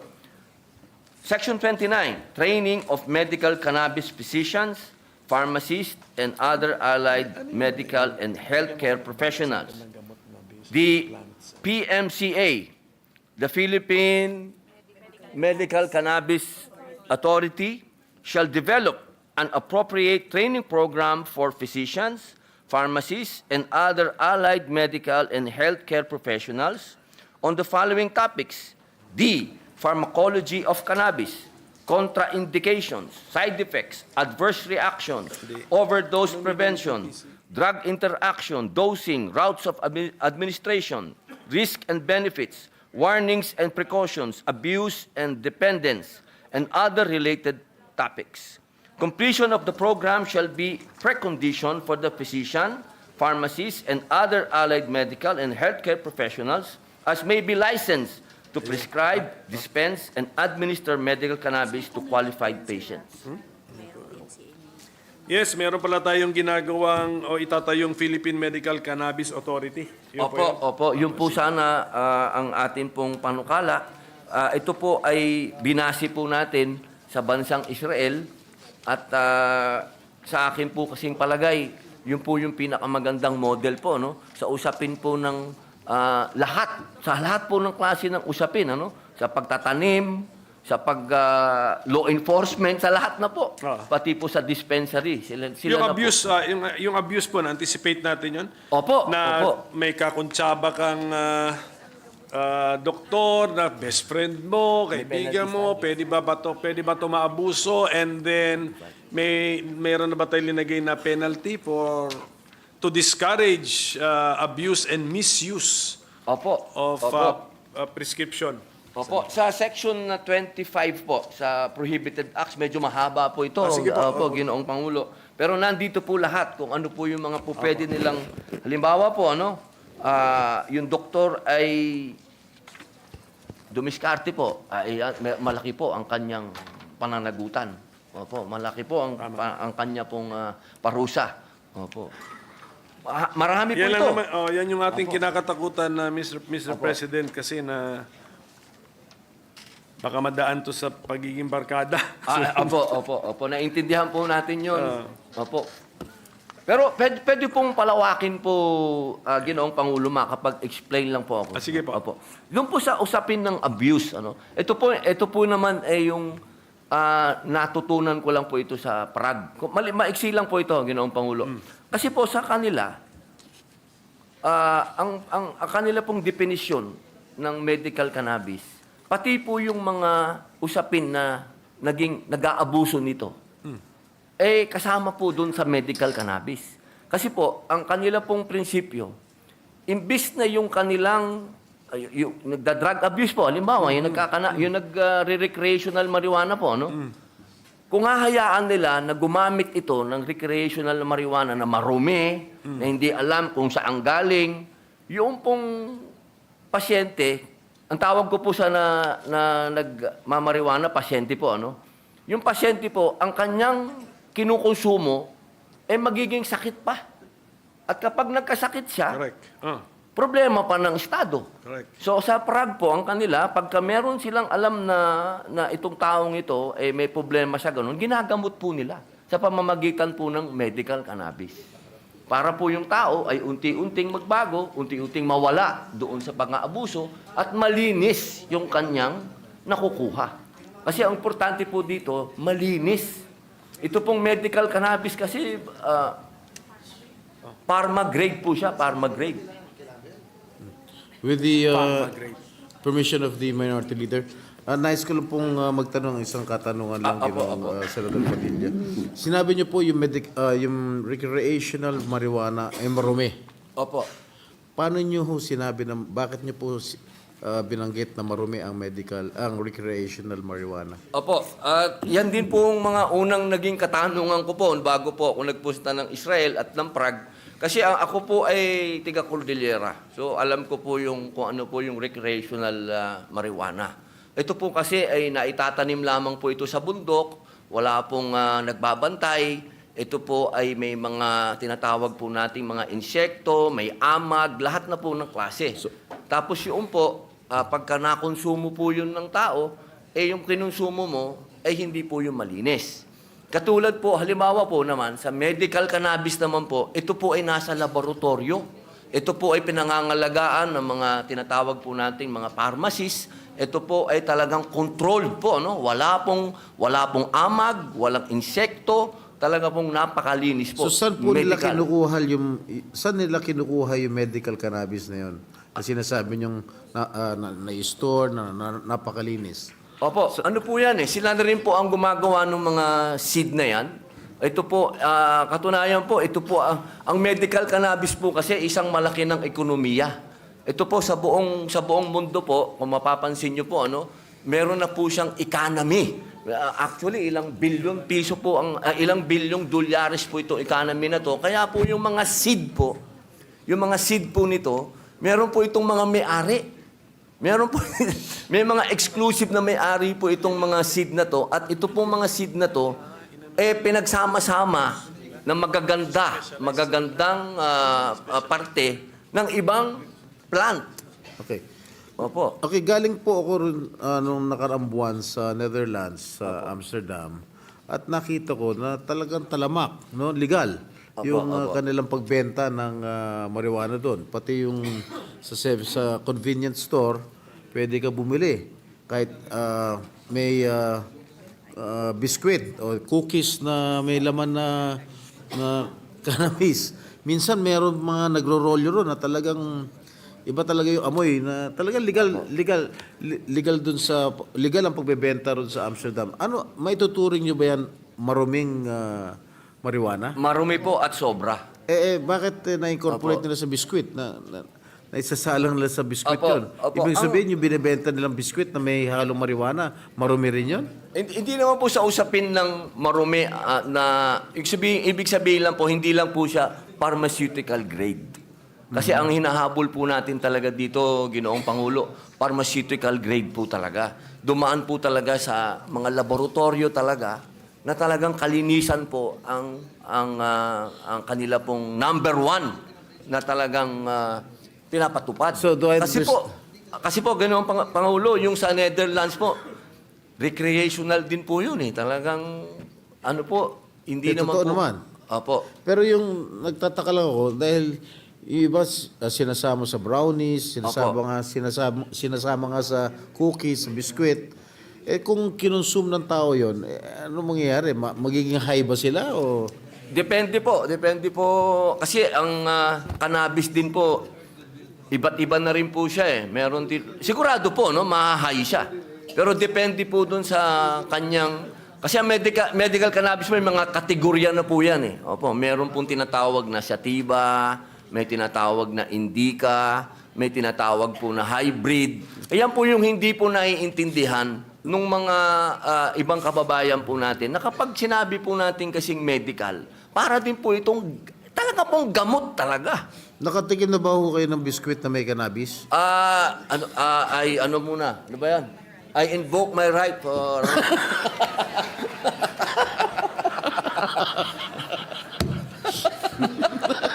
Nirerespeto ko po ang Opo, baka makakontempt ako dito, ha? Thank you, Minority Leader. Maraming salamat po. Thank you. Pero yung mga tinanong po ng ating presiding officer, yung biscuit, brownies, these are recreational use of cannabis o marijuana. Bawal. Sa Pilipinas. Actually po, Ginoong Pangulo, yung nagiging recreational lamang po ito kasi hindi po controlled yung milligrams. Kasi ang kaibahan po talaga ng medical cannabis, meron po siyang medical doctor na pag-aaralan ka po kung gaano kataas yung milligrams o grams na ibibigay sa'yo. Yun po ang kaibahan. Yun po kasing mga nilalagay po sa,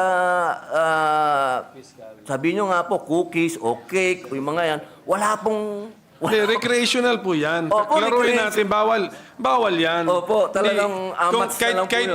Kahit pumasa itong panukalang ito, we will never see na may bake shop dyan, na may... Ay, bawal po. Bawal po. Yung recreational po, kahit hindi siya sinisigarilyo, hindi siya ini-smoke, bawal. Yung kasi recreational yun, okay? Opo. At saka ito po medical cannabis, yung final product ay dapat FDA approved pa rin.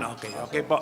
Pasaklaro po lahat yun. Opo. Ang problema po, meron din po kami na research kasi na mga adverse side effects or mga dapat katakutan din natin na mga long-term effect na hindi ba to, kasi yung binanggit po nating sponsor na tinutulungan nila sa Prague yung mga na-addict sa marijuana, so therefore addictive siya.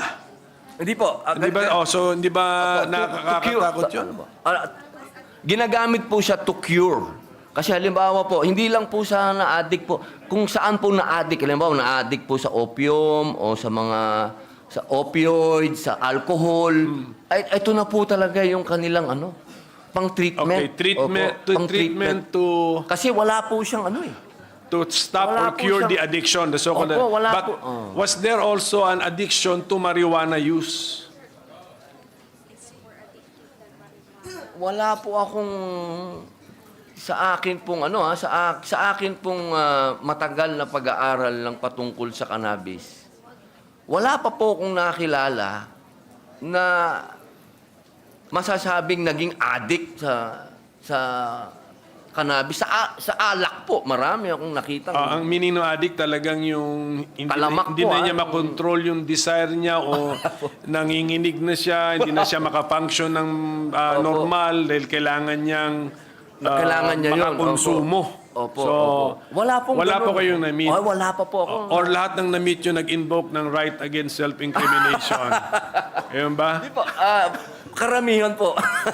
Hindi naman po. Ginoong Pangulo, kahit po sa mga rehab po, kahit po sa mga rehabilitation center, hindi po kailanman naging issue ang marijuana. Ang laging issue is shabu, alak eh. Sige. Opo. Sige po.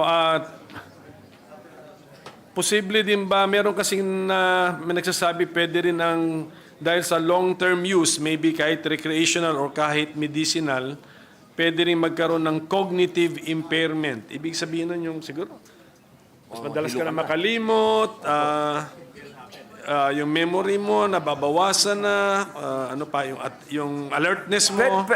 Pwede pong mangyari din po talaga yun. Pwede din po. Sabi po ng mga experts natin dito, pwede daw pong mangyari yun. Okay. Pero kung ang isang medical cannabis patient po ay sumusunod sa doktor niya at ginagawa niya po lahat yung inuutos ng doktor niya, imposible pong magkaroon siya ng ganong diferensya. Ano? Apa. Yung mga pwede pong magkaroon ng ganon, yun po yung mga walang disiplina at hindi po sumunod sa doktor nila. Sige po, Mr. President. So, yun lang ang kailangan natin bantayan, yung abuse. I think ilang bodies ang kailangan natin ma-create para masiguro nating hindi maabuso yung sistema. So, we have already the PMCA, ano pa? Dito po sa ating pong panukala, sa ilalim po nung, isa lang po siya, Section 5, Philippine Medical Cannabis Authority. Pero siya po, under supervision din po siya ng DOH po. Parang sa Israel po, nung pumunta kami sa Israel, ang una pong sumalubong sa amin, yung Department of Health po nila, tsaka po kami pinakilala doon sa kanilang Cannabis Authority. Opo. Parang ganun din po, Ginoong Pangulo.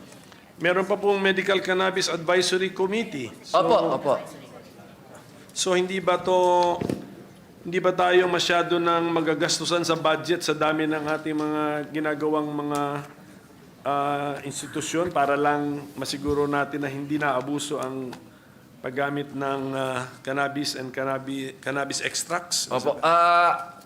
Sa totoo lang po, aminin ko po sa inyo, Ginoong Pangulo, ako po ang naglalagay ng safeguard po dito. Dahil ayoko po talagang ito ay maabuso. At patungkol naman po sa kung ito po ay magdadagdag ng gastos, gusto ko pong ipaalam sa ating chairman at sa ating pong Ginoong Pangulo na ang cannabis po sa buong daigdig na nagbibigay po ng pahintulot sa medical cannabis, hindi po ito kailanman nagbigay ng additional na gastos sa gobyerno. Ito po ay nagbibigay pa ng tinatawag po nating return of investment. Ito po, nagkakaroon po ito ng... Ito po, katunayan po, itong kapitbahay po natin na Thailand, kumikita na po rito, no? Talagang sila nga lang po ay recreational. Pero ngayon po, unti-unti silang bumabalik at pumupunta sa medical.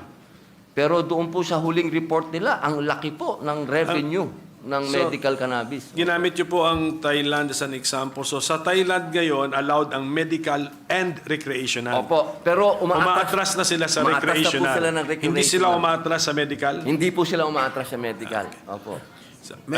Again, with the permission of the Minority Leader, Senator Padilla, ano ba yung mga sense ng karamihan ng mga doktor natin dito sa Pilipinas? Sila ba ay pumapayag dito sa medical cannabis o karamihan sa ating mga doktor ay hindi pumapayag?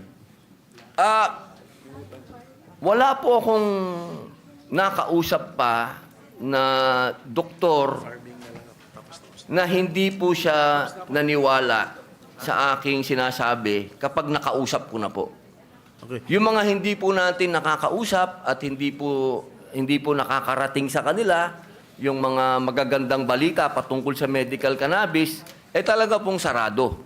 At lagi ko naman pong sinasabi sa kanila, Ginoong Pangulo, ganito lamang yan Pinapayagan natin yung fentanyl, pinapayagan nyo yung demerol, pinapayagan nyo lahat yung matitinding droga na yan, pero itong medical cannabis, ayaw yung payagan. Yun lang pong lagi kong sinasabi. Meron na ba ho kayong mga nakausap na doktor at nakumbinse na pumayag dito sa medical cannabis? Ay, marami na po. Ito pong nakaraan naming seminar, ilang doktor yun? 40 po. Nung nakaraan pong nag-seminar po dito, yung doktor po namin, na expert na galing po sa US, 40 po na doktor ang nag-seminar. At marami pa pong nag-a-apply. Sige, maraming salamat.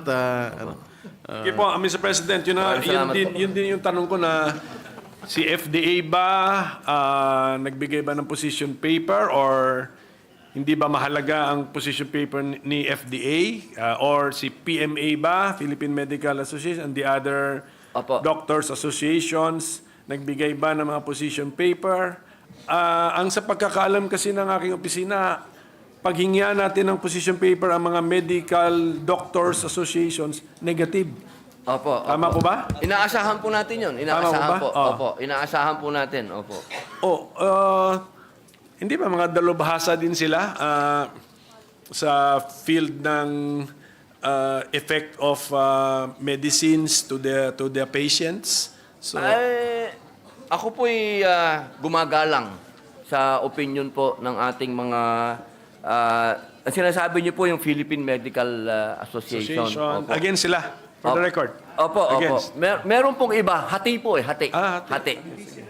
Yung pong patungkol po kanina, excuse lang po, 1 minute suspension lang po. Minute suspension, Mr. President. A minute suspension. Maraming salamat po. Okay. Continue. Opo.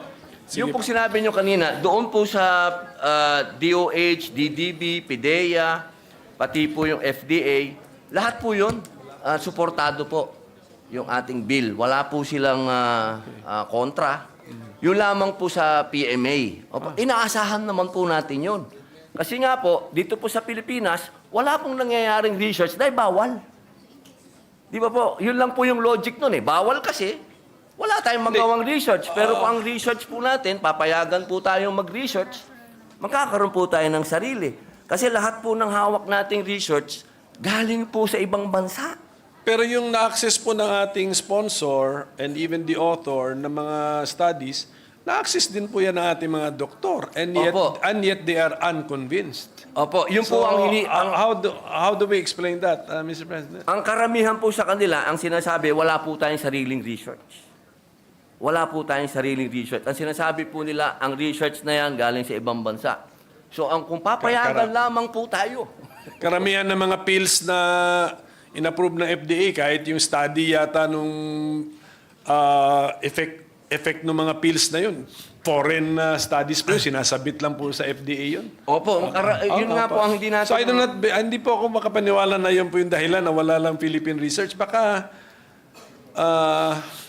ano po kaya, sa hearing po natin, ano po ang nasabi nilang dahilan? Yun po. Research?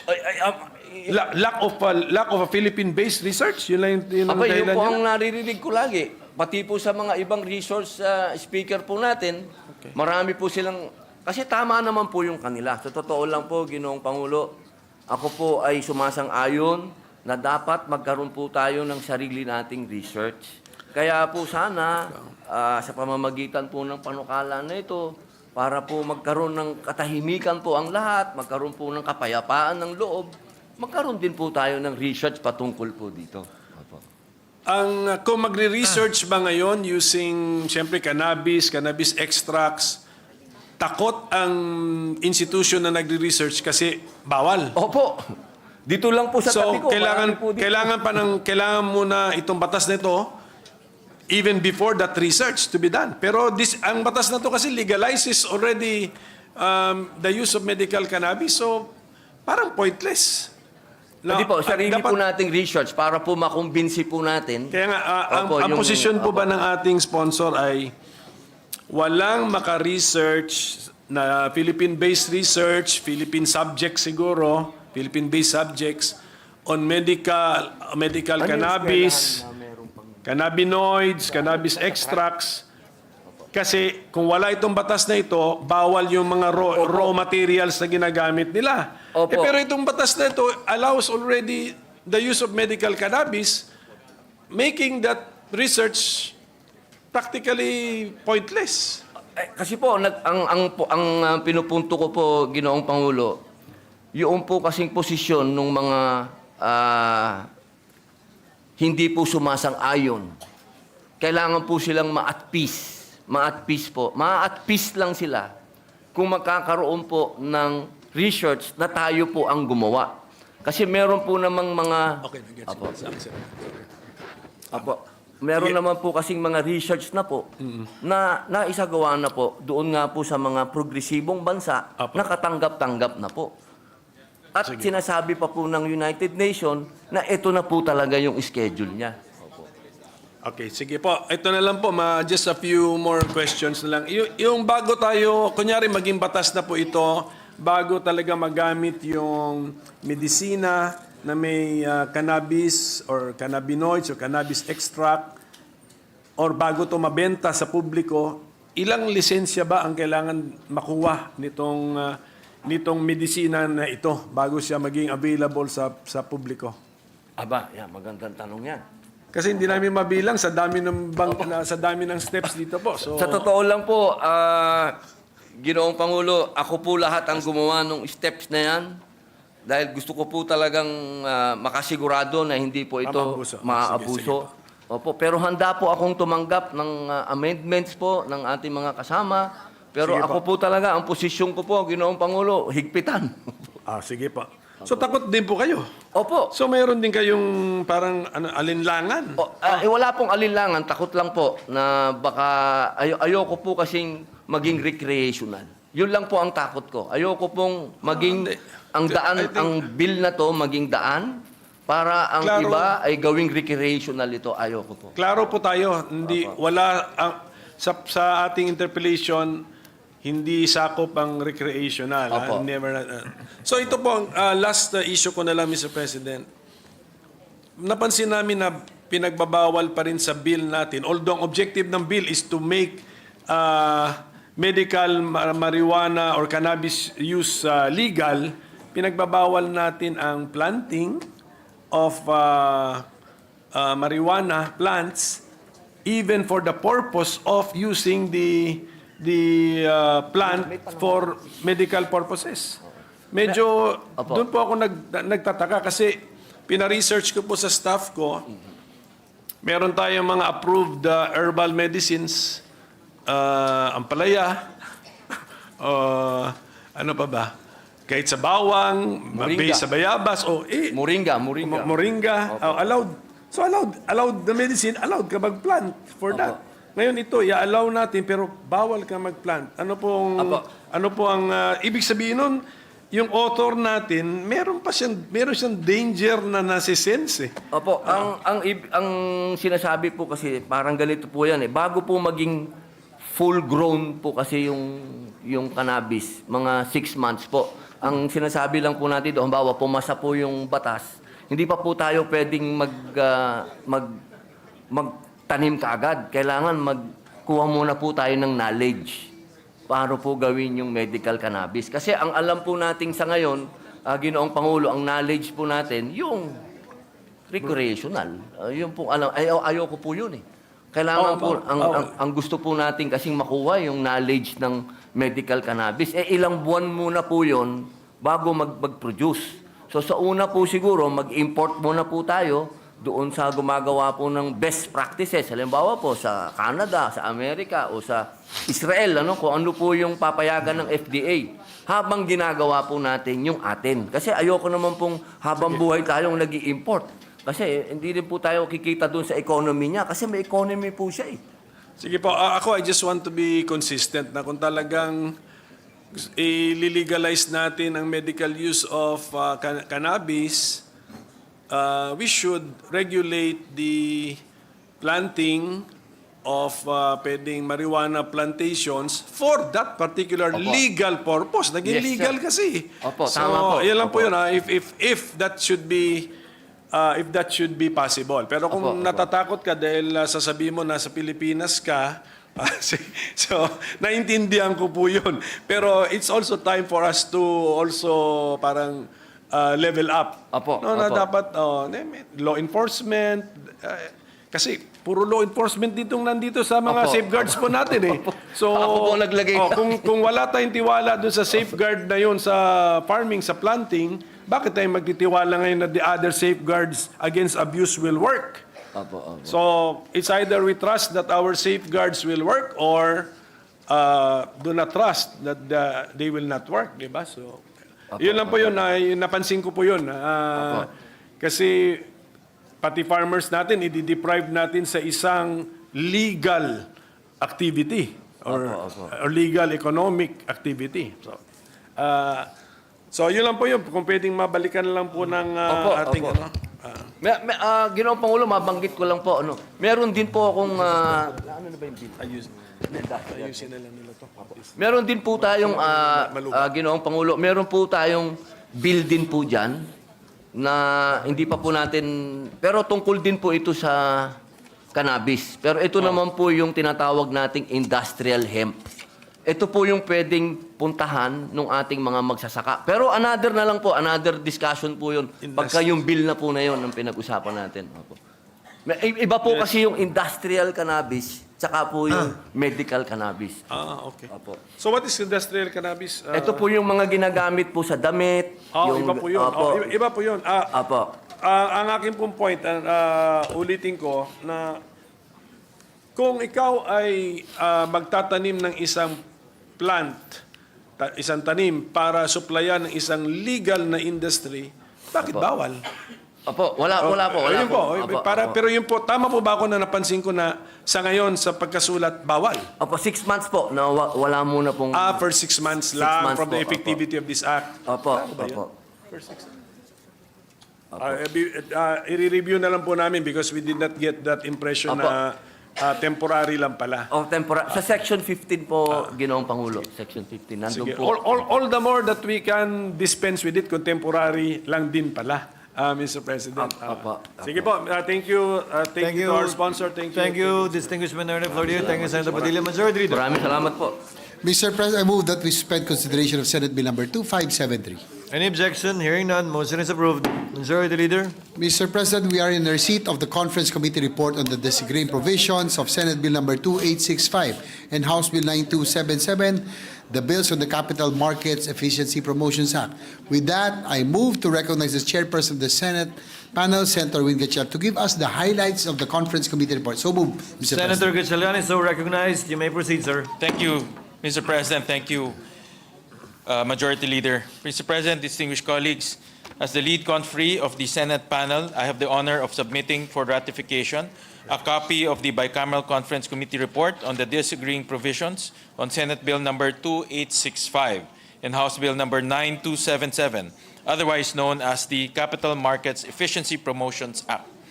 The Senate and the House panels have met and discussed every possible way to work out a reconciled version of our respective bills. We have come up with a piece of legislation that seeks to promote capital market development, increase capital mobility, and enhance capital inclusion. Enhance financial inclusion. Under this proposed measure, we are making significant strides in enhancing the accessibility and efficiency of our capital markets. To lower costs of investing and encourage broader participation, we are reducing stock transaction tax from 0.6% to 0.1%, making stock trading more attractive and competitive. We are also reducing the documentary stamp tax on original issue of shares of stock from 1% to 0.75% of the par value of the shares of stock, further easing the financial burden on investors. Additionally, we are exempting DST on original issuance, redemption, or other disposition of shares or units of participation in a mutual fund company, as well as the issuance of certificate or other evidence of participation in a unit investment trust fund.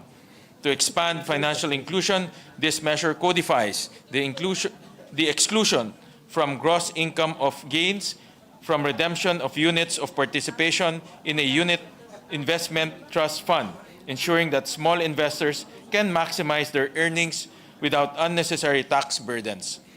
Additionally, we are introducing an allowable deduction of 50% of the employer's actual contribution to their employees' personal equity and retirement accounts, incentivizing businesses to help Filipinos prepare for a secure retirement. Finally, this bill codifies the timing of recognition of equity-based compensation as compensation income, clarifying that taxation occurs at the time of exercise. As we introduce the Capital Markets Efficiency Promotions Act, we are not just making investments more affordable, we are breaking down long-standing barriers and opening doors for every Filipino to take charge of their financial future. A more efficient capital market means more opportunities, greater financial inclusion, and stronger economy that works for all. Finally, I extend my gratitude to Senator Joel Villanueva as a co-author of this measure. His unwavering dedication and advocacy for this legislation were the driving forces that brought us to this pivotal moment. To my fellow confrees, Senate Minority Leader Senator Coco Pimentel, Senator Pia Cayetano, Senator Jay Versito, and Senator Joel Villanueva, thank you for your invaluable contributions during the bicameral conference meetings as we resolve several issues. Mr. President, the comprehensive details of the disagreeing provisions are reflected in the joint explanatory statement. With the permission of the body, I move that the said joint explanatory statement on the disagreeing provisions of Senate Bill number 2865 and House Bill number 9277 be read in toto into the record, and that the bicameral conference committee report be ratified. Mr. President, before I end, let me just report to the body and of course to our Senate President that this 19th Congress has enacted 7 tax measures that will generate new taxes and new revenue for government in an amount of 200 billion pesos, Mr. President, in a span of 5 years. So I'm happy to report that your Senate has been producing bills to help government increase fiscal space and therefore reduce fiscal deficit. Thank you, Mr. President. Thank you, colleagues. Congratulations to Senator Gatchalian as well. Is there any objection to the motion of the distinguished sponsor?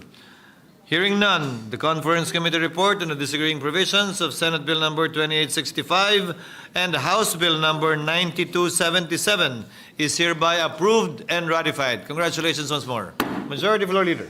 Yes, Mr. President, just for the information of the body, we received information that the House of Representatives adopted the Senate version of Senate Bill number 2838 or the Magna Carta of the Barangay Health Workers. We thank our colleagues in the House of Representatives for this. Of course, we thank our colleagues as well in the Senate.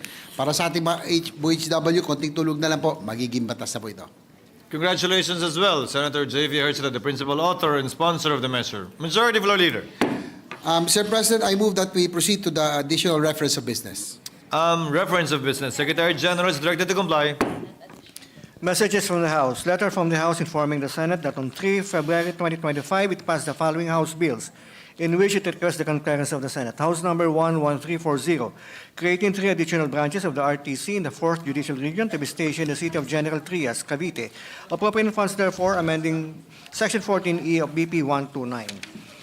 11349, creating 1 additional branch of the RTC, 10th Judicial Region, Municipality of Quezon, Province of Bukidnon, appropriating funds therefore.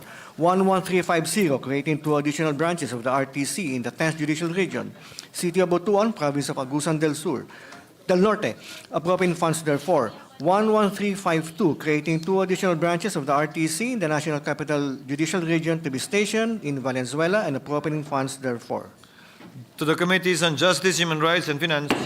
11357, strengthening the Philippine healthcare system to achieve efficiency and equity and to improve public health emergency preparedness, amending for the purpose Republic Act number 11223, otherwise known as the Universal Healthcare Act. The Committee on Rules.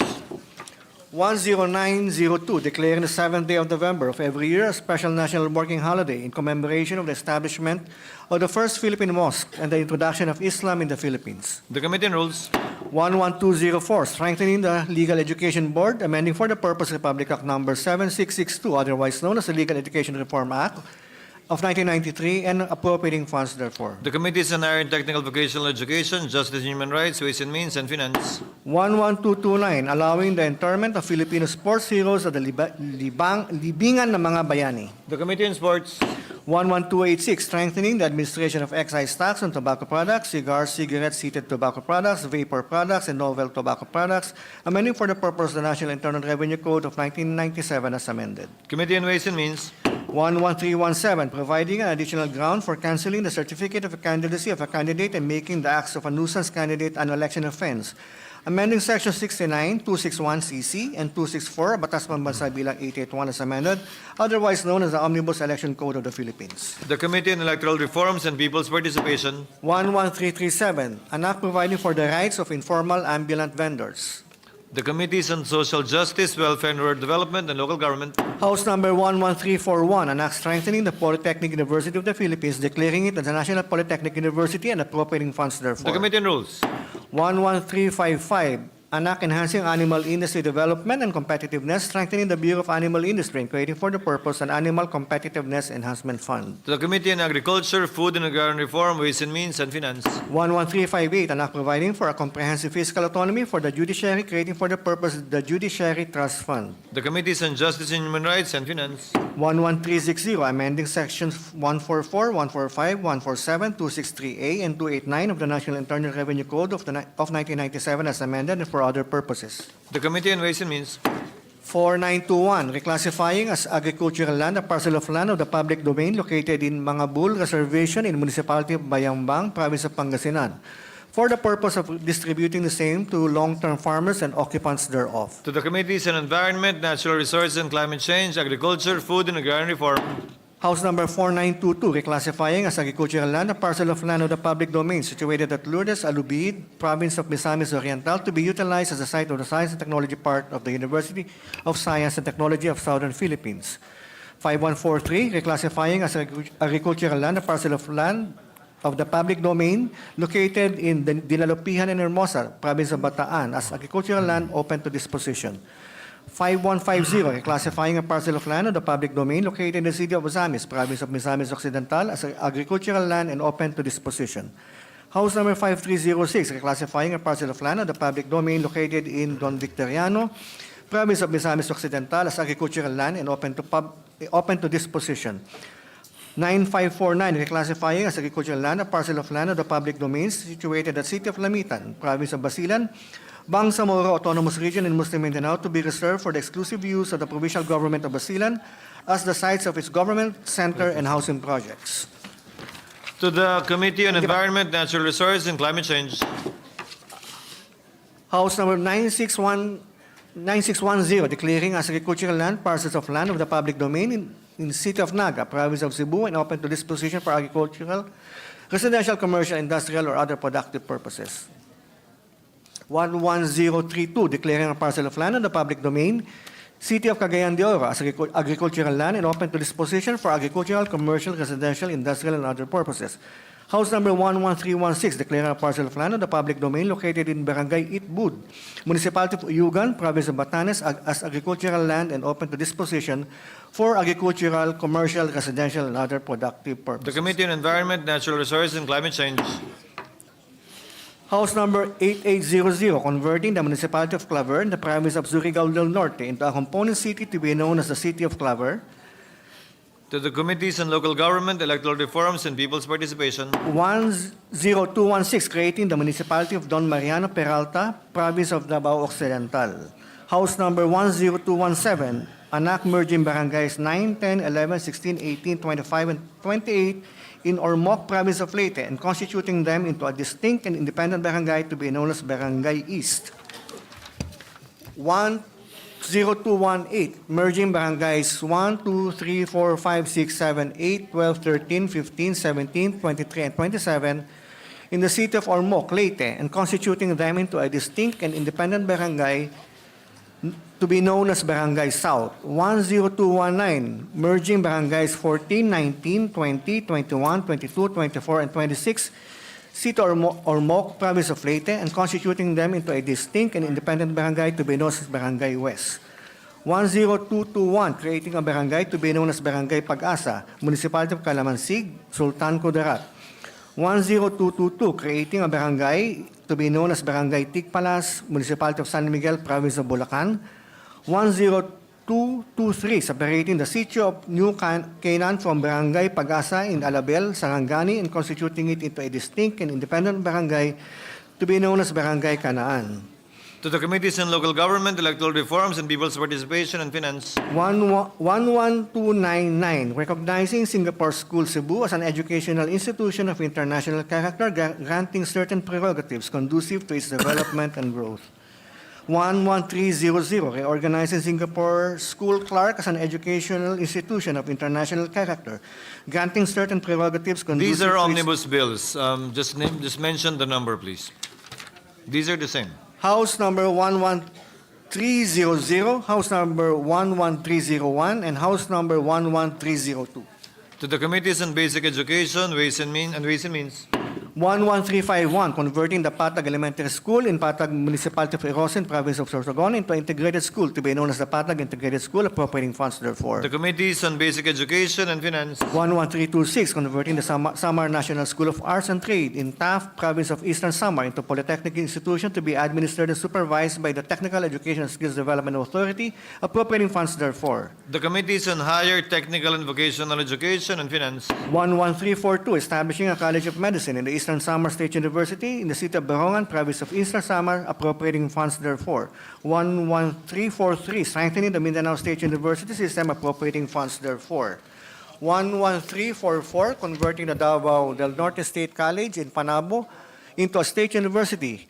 11346, establishing a College of Medicine in Mindanao State University, General Santos City, in General Santos City, Province of South Cotabato. 11347, establishing a College of Medicine in the Polytechnic University of the Philippines, Quezon City Campus, and appropriating funds therefore. And House number 11348, establishing a College of Medicine in Northeastern Mindanao State University Main Campus in Tandag, Surigao del Sur, appropriating funds therefore. To the Committees on Higher Technical Vocational Education, Ways and Means, and Finance.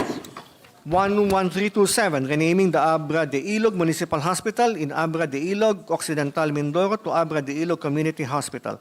And House number 11328, renaming the Far North General Hospital and Training Center in Luna, Apayao to Elias K. Bulot Senior General Hospital and Medical Center. To the Committee on Health and Demography. Letter from the House informing the Senate that on 3 February 2025, it designated Representatives Go, Gonzales Jr., and Maxino as conferees of the Conference Committee on the disagreeing votes on House number 9989, strengthening the Don Honore Ventura State University by renaming it as the Pampanga State University, expanding its curricular offerings and the composition of the governing board, appropriating funds therefore. The Committee on Rules. Letter from the House informing the Senate that on 3 February 2025, it designated Representatives Gato Jr., Kimbo, Asidre, Vergara, Garin, Tan, and Libanan as conferees of the Conference Committee on the disagreeing provisions of House number 6772, granting the President of the Philippines the power to suspend and adjust the period of implementation of the scheduled increase of premium rates for direct contributors of the Philippine Health Insurance Corporation, amending for the purpose RA 11223 and House number 11357, strengthening the Philippine healthcare system to achieve efficiency and equity, and to improve public health emergency preparedness, amending Republic Act number 11223, the Universal Healthcare Act, and Senate number 2620, amending Republic Act number 11223, otherwise known as the Universal Healthcare Act. The Committee on Rules. Letter from the House informing the Senate that on 3 February 2025, it designated Representatives Gato Jr., Marquez, Salceda, Miguel, Garin, Asidre, and Libanan as conference of the Conference Committee on the disagreeing provisions of House number 6452, establishing the Virology and Vaccine Institute of the Philippines, and Senate number 2893, establishing a collaborative and complementary research and development system in virology, creating for the purpose the Virology Institute of the Philippines, appropriating funds therefore. The Committee on Rules. Letter from the House informing the Senate that on 3 February 2025, it designated Representatives Teng, Salceda, Dionisio Jr., Zamora, and Daza as conferees of the Conference Committee on the disagreeing provisions of House number 11230, providing for a new charter of the DBP, repealing for the purpose EO 81, otherwise known as the revised charter of the DBP, and Senate number 2804, providing for a new charter of the Development Bank of the Philippines, for the purpose EO 81 as amended. To the Archives. Letter from the House informing the Senate that on 3 February 2025, it designated Representatives Arenas, Sanjuanco III, Alba, Vergara, Arbison Jr., Acheron, and Libanan as conferees of the Conference Committee on the disagreeing provisions of House number 10466, adjusting the multi-pension benefits of retirees of the DFA, and Senate number 2863, providing for a pension differential to the Department of Foreign Affairs retirees. To the Archives. Letter from the House informing the Senate that on 3 February 2025, it designated Representatives Dalog Jr., Adyong, Arbison Jr., Balindong, and Hataman as conferees of the Conference Committee on the disagreeing provisions of House number 11144, reciting the first regular elections in the Bangsamoro region in Muslim Mindanao, amending for the purpose Section 13, Article 16 of RA 11054, and Senate number 2942, reciting the first regular elections in the Bangsamoro Autonomous Region in Muslim Mindanao, amending for the purpose Article 16, Section 13 of RA 11054, otherwise known as the Organic Law of the Bangsamoro Autonomous Region in Muslim Mindanao, as amended. To the Archives. Secretary is directed to proceed to the additional reference of business. Additional reference of business, bills on first reading, Senate number 2983, an act mandating the issuance of Philippine health card to all Filipinos, appropriating funds therefore, Senator Go. The Committee on Health and Demography. Senate number 2984, discontinuing the use of the spiral progression approach in the basic education curriculum, deleting for the purpose Section 5, Paragraph G of Republic Act number 10533, otherwise known as the Enhanced Basic Education Act of 2013, Senator Gatchalian. The Committee on Basic Education. Resolutions, proposed Senate Resolution 1308, directing the Senate Committee on Energy to investigate price-setting practices of the Manila Electric Company, as well as the rate-setting and other regulatory mechanisms of the Energy Regulatory Commission, Senator Ontiveros. The Committee on Energy. 1309, directing the Committee on Health and Demography to conduct a thorough review and evaluation and implementation of RA 11223, otherwise known as the Universal Healthcare Act, Senator Ejercito. The Committee on Health and Demography. 1310, directing the Senate Committee on Accountability of Public Officers and Investigations to conduct an inquiry on the substantial number of inactive, non-operational, invalid, or unused exploration permits and mineral agreements contrary to the declared policy of RA 7942, the Philippine Mining Act of 1995, Senator Escudero. To the Committee on Environment, Natural Resources, and Climate Change. Committee Report 528, jointly by the Committees on Trade, Commerce, and Entrepreneurship, Economic Affairs, and Finance, on Senate number 2985, with Senators Pimentel III, Villar M., Revilla Jr., Villanueva, Villar C., and Cayetano AP, an act promoting entrepreneurship by institutionalizing a financing program for micro and small enterprises through the Pondo sa Pagbabago at Pag-Asenso program, appropriating funds therefore, recommending approval in substitution of Senate number 75, 1247, 2357, and 2404, taking into consideration House number 7363, sponsor Senator Cayetano AP. To the calendar for ordinary business. 529, jointly by the Committees on Trade, Commerce, and Entrepreneurship and Health and Demography, on Senate number 2986, with Senators Gatchalian, Revilla Jr., Marcos, Go, and Cayetano AP, an act granting enhanced protection to consumers, amending for the purpose Republic Act number 7394, or the Consumer Act of the Philippines as amended, recommending approval in substitution of Senate numbers 942, 1106, 1302, 1369, and 1785, sponsor Senator Cayetano AP. To the calendar for ordinary business. Secretary may proceed to the second additional reference of business. Messages from the House. Letters from the House of Representatives informing the Senate that on 14, 15, 21, 22, 28 January, and February 3, 2025, it adopted the following Senate bill. Senate number 2871 as an amendment to House number 9571. Senate number 2799 as an amendment to House number 7752. Senate number 2797 as an amendment to House number 10634. Senate number 2252 as an amendment to House number 7479. Senate number 355 as an amendment to House number 7322. Senate number 2616 as an amendment to House number 8202. Senate number 2615 as an amendment to House number 8394. Senate number 2614 as an amendment to House number 8441. Senate number 2619 as an amendment to House number 8504. Senate number 2618 as an amendment to House number 8395. Senate number 1691 as an amendment to House number 7506. Senate number 1725 as an amendment to House number 7529. Senate number 2814 as an amendment to House number 6509. Senate number 2818 as an amendment to House number 10172. Senate number 2906 as an amendment to House number 11186. And Senate number 2900 as an amendment to House number 7764. To the archives. Letters from the House informing the Senate that on 21, 28 January, and 3 February 2025, it concurred with the Senate amendments to the following House bills.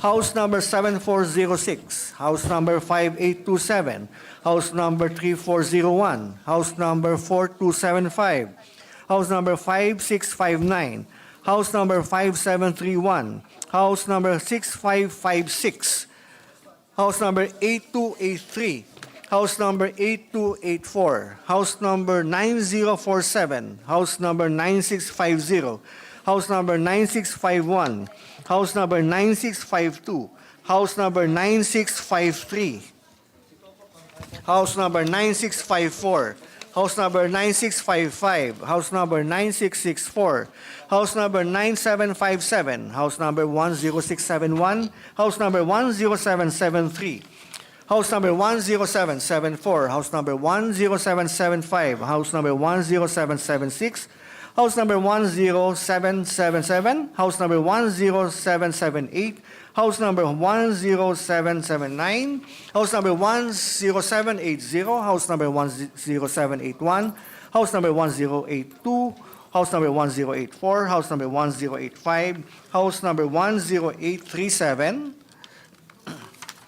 House Number 10838, House Number 10839, House Number 5850, House Number 5851, House Number 6158, House Number 8214, House Number 428. To the archives, Majority Floor Leader. Senate Secretary will proceed. Letter from the House of Representatives informing the Senate that on 27 January 2025, it ratified the Conference Committee report on the disagreeing provisions of House Number 11199, an act reorganizing the National Economic and Development Authority into the Department of Economy, Planning and Development, and constituting the NEDA Board into the Economic Development Council, repealing for the purpose EO 230 series of 87 and amending EO 292 series of 87, appropriating funds therefore. And Senate Number 2878, reorganizing the National Economic and Development Authority into the Department of Economy, Planning and Development, and reconstituting the NEDA Board into the Economy and Development Council, repealing for the purpose EO 230 series of 87, amending EO 292 series of 87, appropriating funds therefore. To the archives, Majority Floor Leader. Mr. President, I move that we resume consideration of Senate Bill number 2982 under Committee Report number 527. This is the bill on the Fiscal Autonomy Act of the Judicial Branch of Government. I so move, Mr. President. Any objection? Hearing none, consideration of the aforementioned measure is now in order. Having sponsored the measure, I move to open the period of interpellation and recognize the sponsor, our Minority Leader, Senator Aquilino Pimentel III. The Minority Leader is recognized. May we know from the Majority Leader if there is a colleague of ours who listed as interested in interpellating, Mr. President? Mr. President, there being no other reservation for interpellation, I move to close the period of interpellation. The Majority Leader will not interpellate anymore. Any Mr. President. objection? Hearing none, motion is approved. Period of amendment is now open. If there are any amendments, Minority Leader. Well, I just want to state, Mr. President, that during the sponsorship speech, we really tried our best to divulge everything about the bill, Mr. President. Nandun naman, it's a short bill, just 4 pages. So, no amendments, Mr. President. There being no amendments, Majority Floor Leader. With no amendment, I move to close the period of amendments. Any objection? Hearing none, motion is approved. I move to approve and second reading Senate Bill number 2982. So move, Mr. President. Any objection? Hearing none, Senate Bill number 2982 is approved on second reading. Majority Floor Leader. I move that we suspend consideration of Senate Bill number 2982. There being no objection, motion is approved.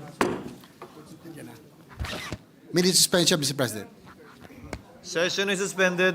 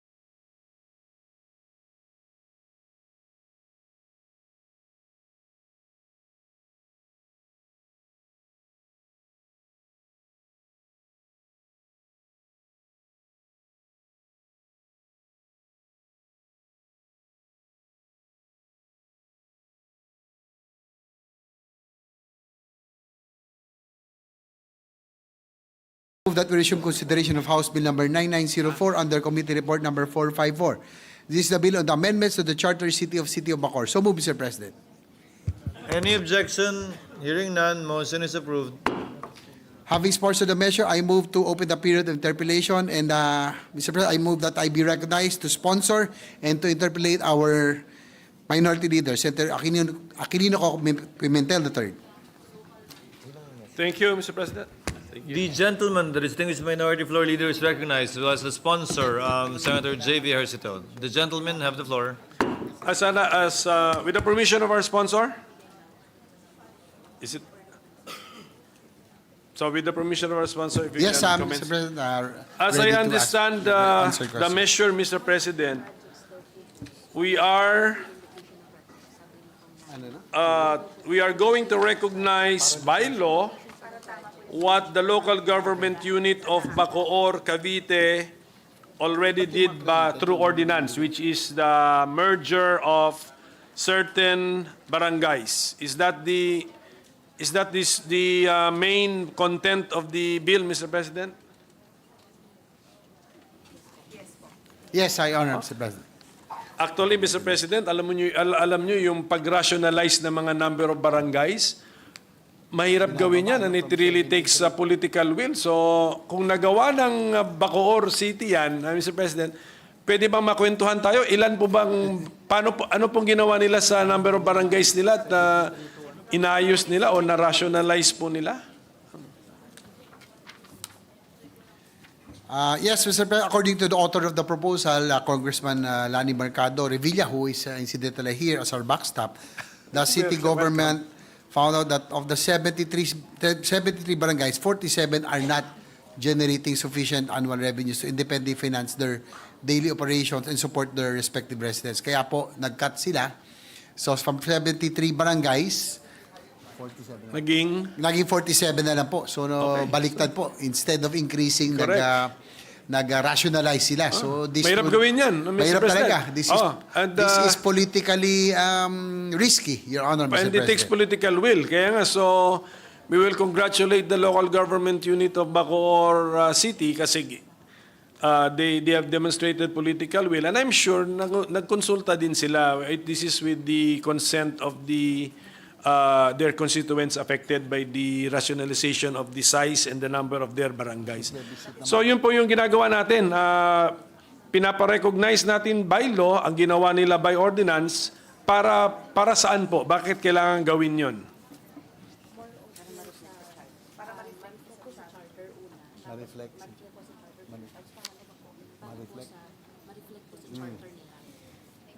And Yun lang, di ba?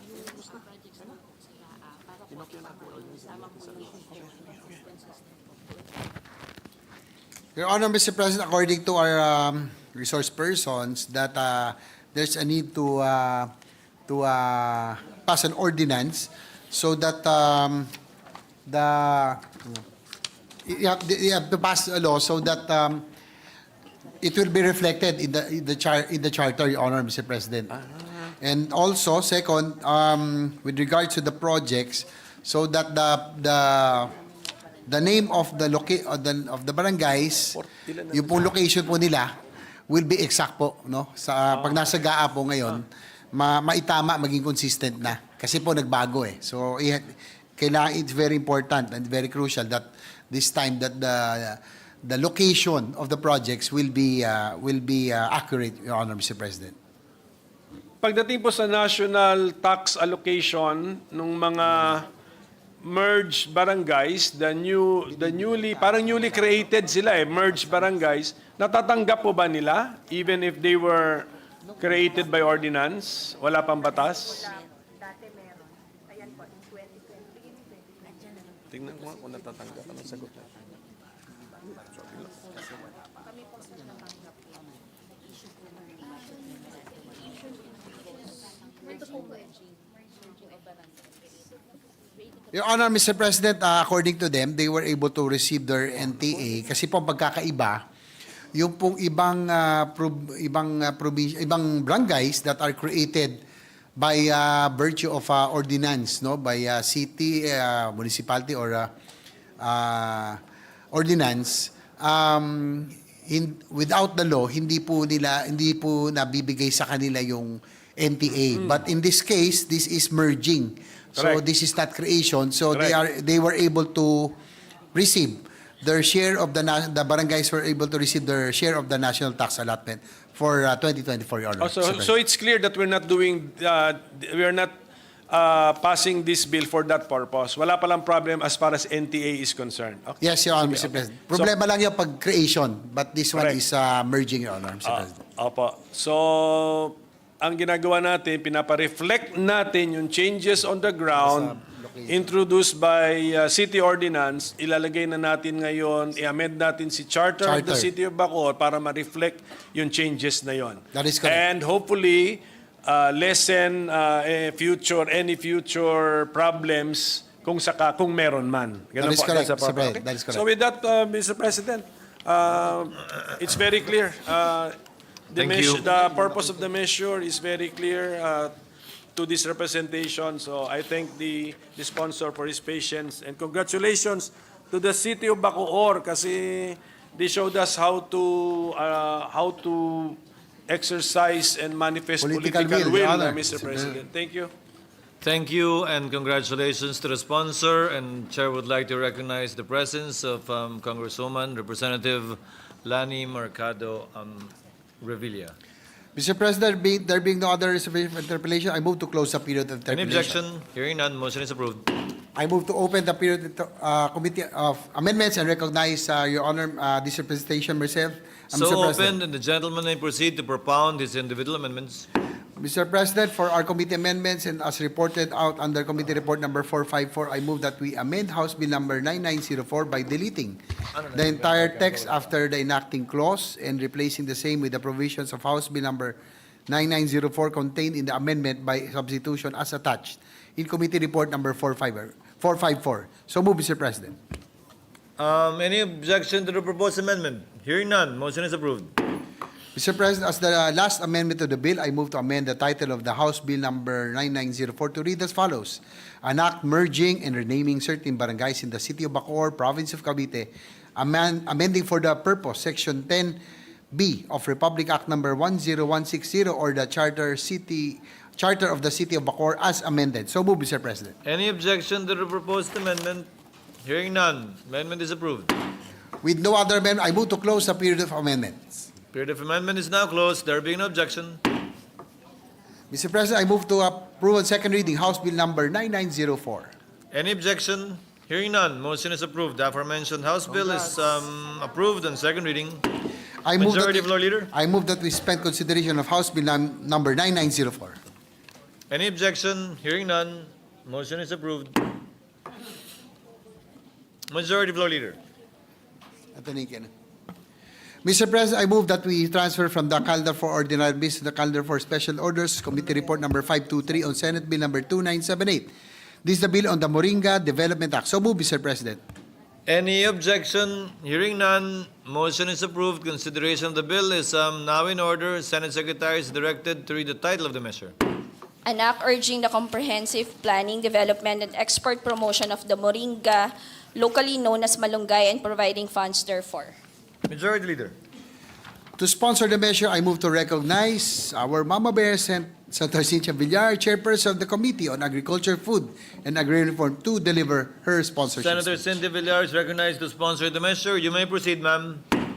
Thank you, Mr. President and Mr. Majority Floor Leader. I rise today to sponsor Senate Bill number 523 under Committee Report number 2978, which seeks to establish a comprehensive framework for the planning, development, and promotion of Moringa, widely known as Malunggay, a plant often referred to as the miracle tree for the exceptional nutritional and medicinal properties.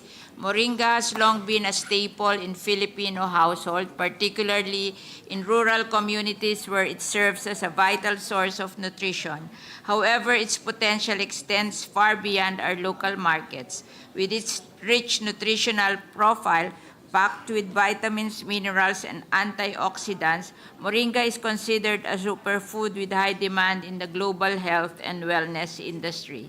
This bill seeks to harness that potential by creating a structured approach to developing the Moringa industry.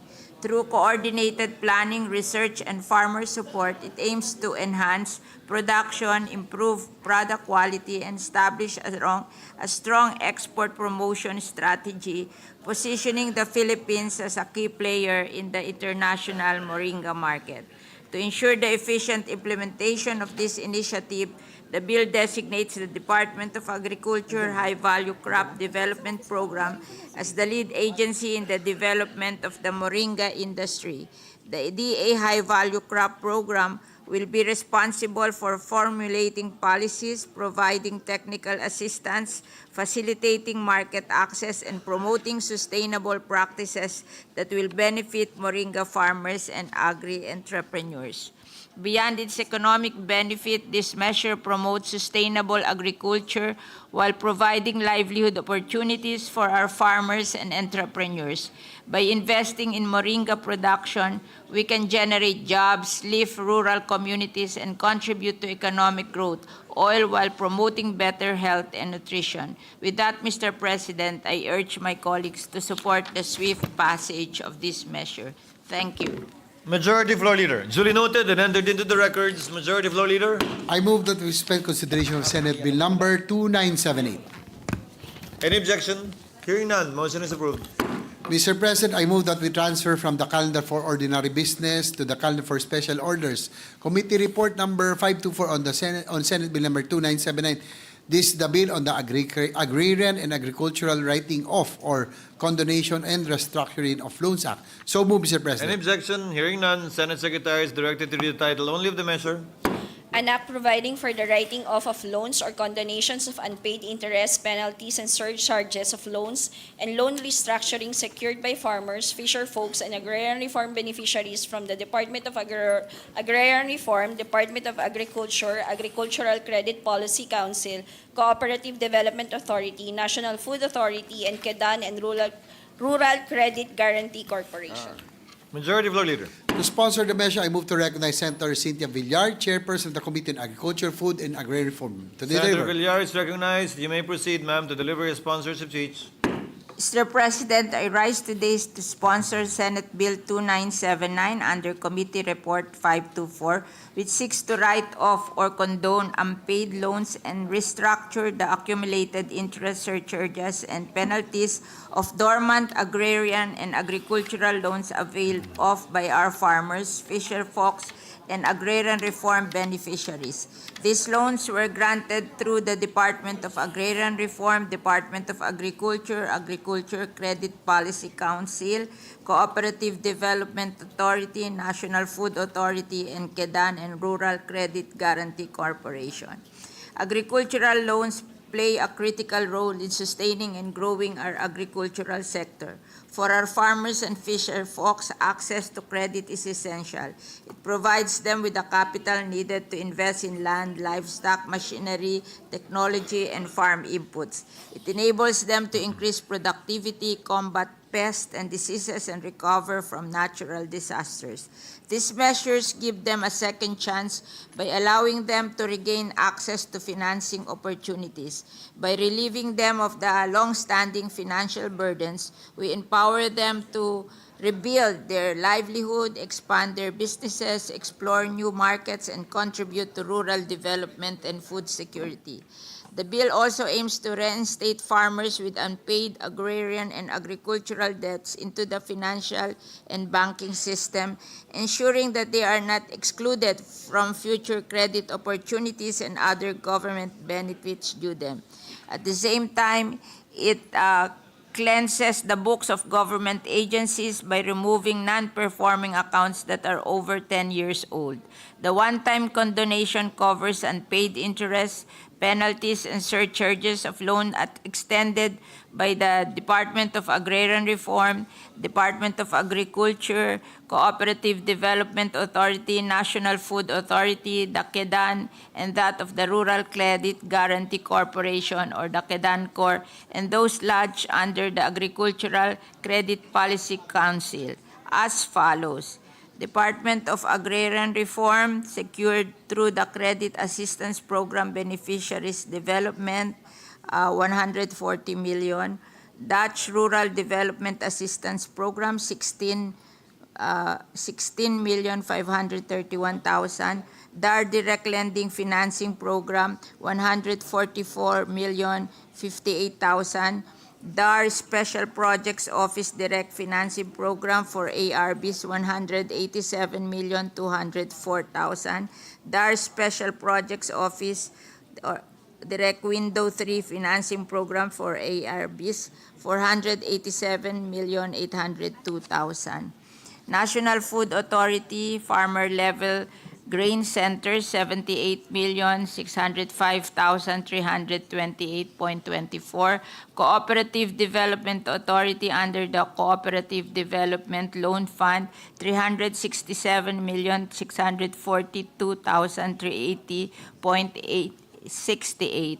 Agricultural Credit Policy Council, 3,263,301,132.64, and Kedan Core Agricultural Credit Policy Council, 325,608,327.45, for a total of 6,522,959 and 107.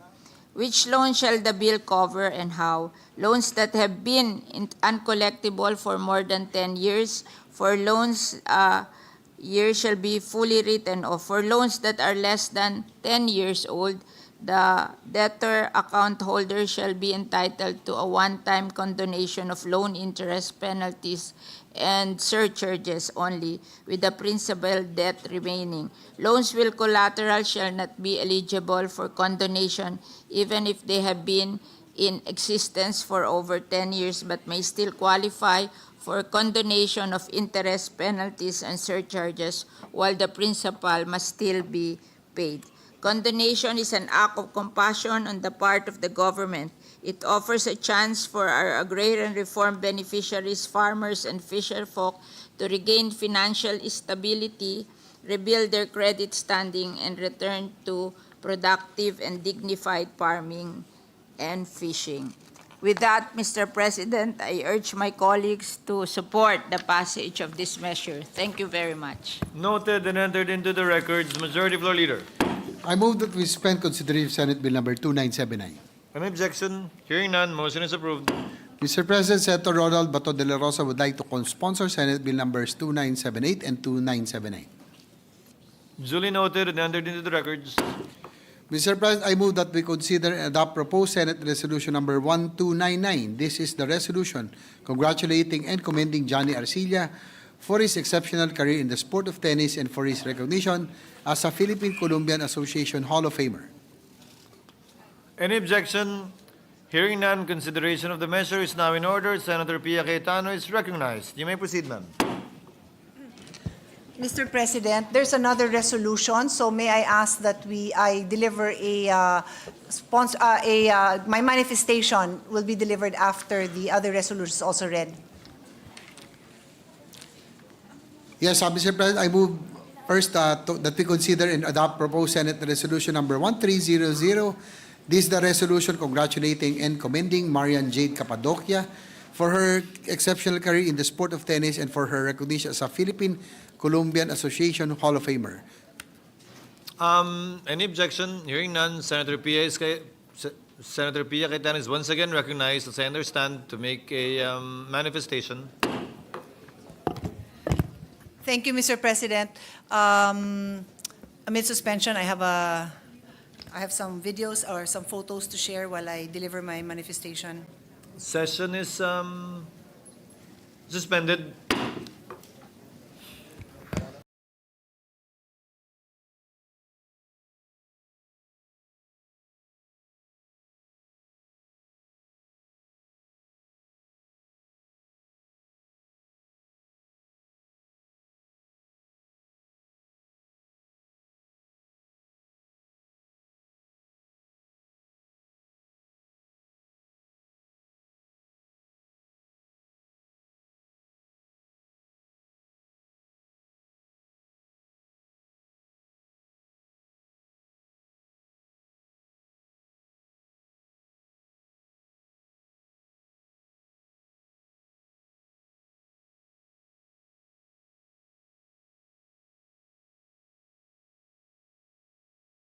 ma'am. Yes, I will proceed, Mr. President, and I believe the pictures and videos will be shown as I speak. Mr. President, we have with us two amazing athletes.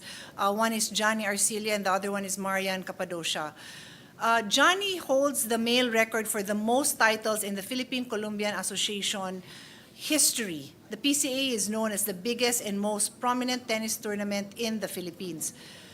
Johnny is the 10-time champion in the singles and the 14-time champion in the doubles category. He is the only male Filipino tennis player to achieve such a feat. This incredible feat has earned him a permanent place in the PCA Hall of Fame, where his legacy in Philippine tennis will be immortalized for generations to come. He earned the recognition of the ITF Davis Cup Commitment Award in 2013 for playing in the most Davis Cup ties by any Filipino. This award is given by the ITF to players who have shown long-standing dedication and commitment to represent their country in the Davis Cup over a significant period of time. He first represented the country in 2000 when he was just 19 years old. From 2000 to 2012, Johnny was the undisputed #1 tennis player in the Philippines and reclaimed it again in 2020. And now we go to Marian Cappadocia. Marian holds the most records for the most titles, holds the record for the most titles in the PCA Open history in the female category. In December 2024, she earned her 10th PCA Open Championship title. She is also the only female Filipino tennis player to achieve such a feat. This incredible feat has earned her a permanent place as well in the PCA Hall of Fame, further cementing her status as the most decorated female player in the association's history. Marian obtained the bronze medal in the Southeast Asian Games in 2011 and 2021 and a gold medal in the 2018 Bahrain ITF Women's Double Tournament. She reached her highest individual ranking, #1, reaching #1 at the age of 15. Marian was also the Philippine #1 ranked player in the girls 14 and under category in 2010, the 16 and under in 2011, the 18 and under in 2012, and the #1 ranked women's singles player in 2012. She held the Philippine women's #1 spot from 2016 to 2022. Mr. President, these are real-life heroes who deserve the spotlight, shining examples for the next generation of athletes from humble beginnings and who continue to stay humble despite their exceptional achievements. Again, I congratulate Johnny Arcilla and Marian Cappadocia for their well-deserved recognition as PCA Hall of Famers and for their contribution to Philippine tennis and Philippine sports. Thank you, Mr. President. Chair joins and other members of the Senate as well join Senator Pia Cayetano in congratulating Johnny Arcilla and Marian Cappadocia for their exceptional achievements. Majority Floor Leader. Yes, Mr. President, with that, I move that we adopt proposed Senate Resolution number 1299 and 1300. Any objection?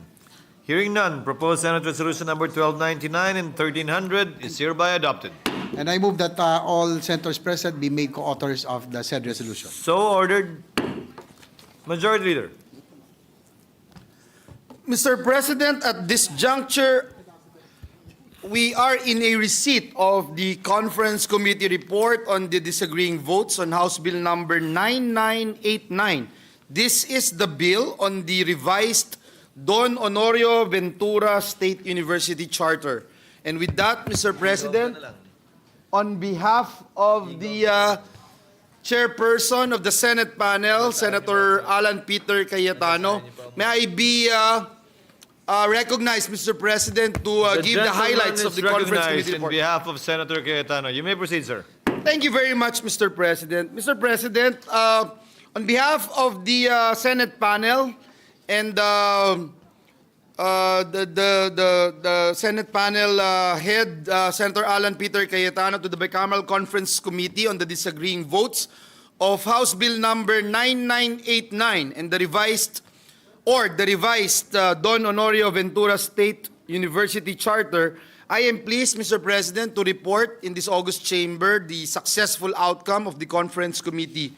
By strengthening the charter of DHVSU or DABSU, a century-old tertiary education institution in Pampanga, we are taking a step toward social quality and fostering development across the provinces. Among all the efforts of the government, education has proven time and again to be the great equalizer, the most powerful tool for Filipinos to uplift themselves and build a better future no matter their background. The new charter will not only rename and elevate DABSU as the Pampanga State University, it will also expand its academic programs as well as update the composition and powers of its governing board. These changes will enhance the university's ability to provide quality, accessible education to more Kapampangans and students in Central Luzon. Situated in a growing economic hub, this ensures that the university can continue to produce graduates who will drive businesses, NGOs, and institutions forward. The conference, Mr. President, agreed to adopt HBN 9989 as amended by the Senate as the working draft in the bicameral conference committee meeting. Among the highlights of the reconciled version is the addition of a Vice President for Academic Affairs under Section 9. The Vice President for Academic Affairs will assist the President of Pampanga State University alongside the Vice President for Administration and Finance, Vice President for Research, Innovation, Training, and Extension, and the Vice President for Student Affairs and Services. All references to the university were also changed to Pampanga State University in the reconciled version. Mr. President, the changes in the working draft which we stated in the joint explanatory statement are reflected in the contents of the conference committee report. And so with that, Mr. President, I move that the joint explanatory statement be read into the records forming part of my report and that the result of the conference committee be ratified by this body. Any objection? There being none, motion is approved. The conference committee report on the disagreeing provisions of House Bill number 9989 is hereby approved and ratified. Congratulations to the sponsor and author. Thank you very much, Mr. President. As for minutes, Session is suspended.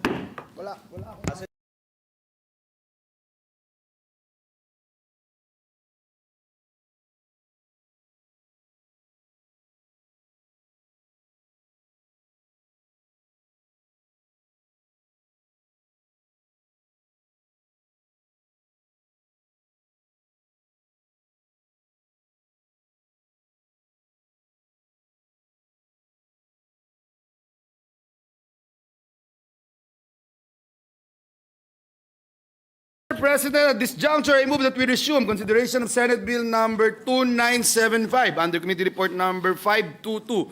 This is the bill on the revised Animal Welfare Act. So move, Mr. President. Any objection? Hearing none, consideration of the bill is now in order. Mr. President, having sponsored the measure, may we recognize the distinguished sponsor, Senator Grace Poe, in opening the period of interpellations and debate. So move, Mr. President. Any objection? Hearing none, period of interpellation is now open. Are there any registered interpellators? Mr. President, there being no member who wishes to interpolate or ask any questions, I move that we close the period of interpellations and debate. So move, Mr. President. Any objection? Hearing none, period of interpellation and debate is now closed. May I now move to open the period of amendments? Period of amendments now closed. Open rather. Are there any amendments, Mr. There are President? no individual amendments. There are no committee or individual amendments. I therefore, there is no member who wishes to propose any amendments. I move to close the period of amendments. I so move, Mr. President. Any objection? Hearing none, period of individual and committee amendments now closed. Mr. President, at this juncture, I move that we approve on second reading Senate Bill number 2975, subject to style. I so move, Mr. President. Any objection? Hearing none, Senate Bill number 2975 is approved on second reading. Congratulations to the sponsor and author. Majority Floor Leader.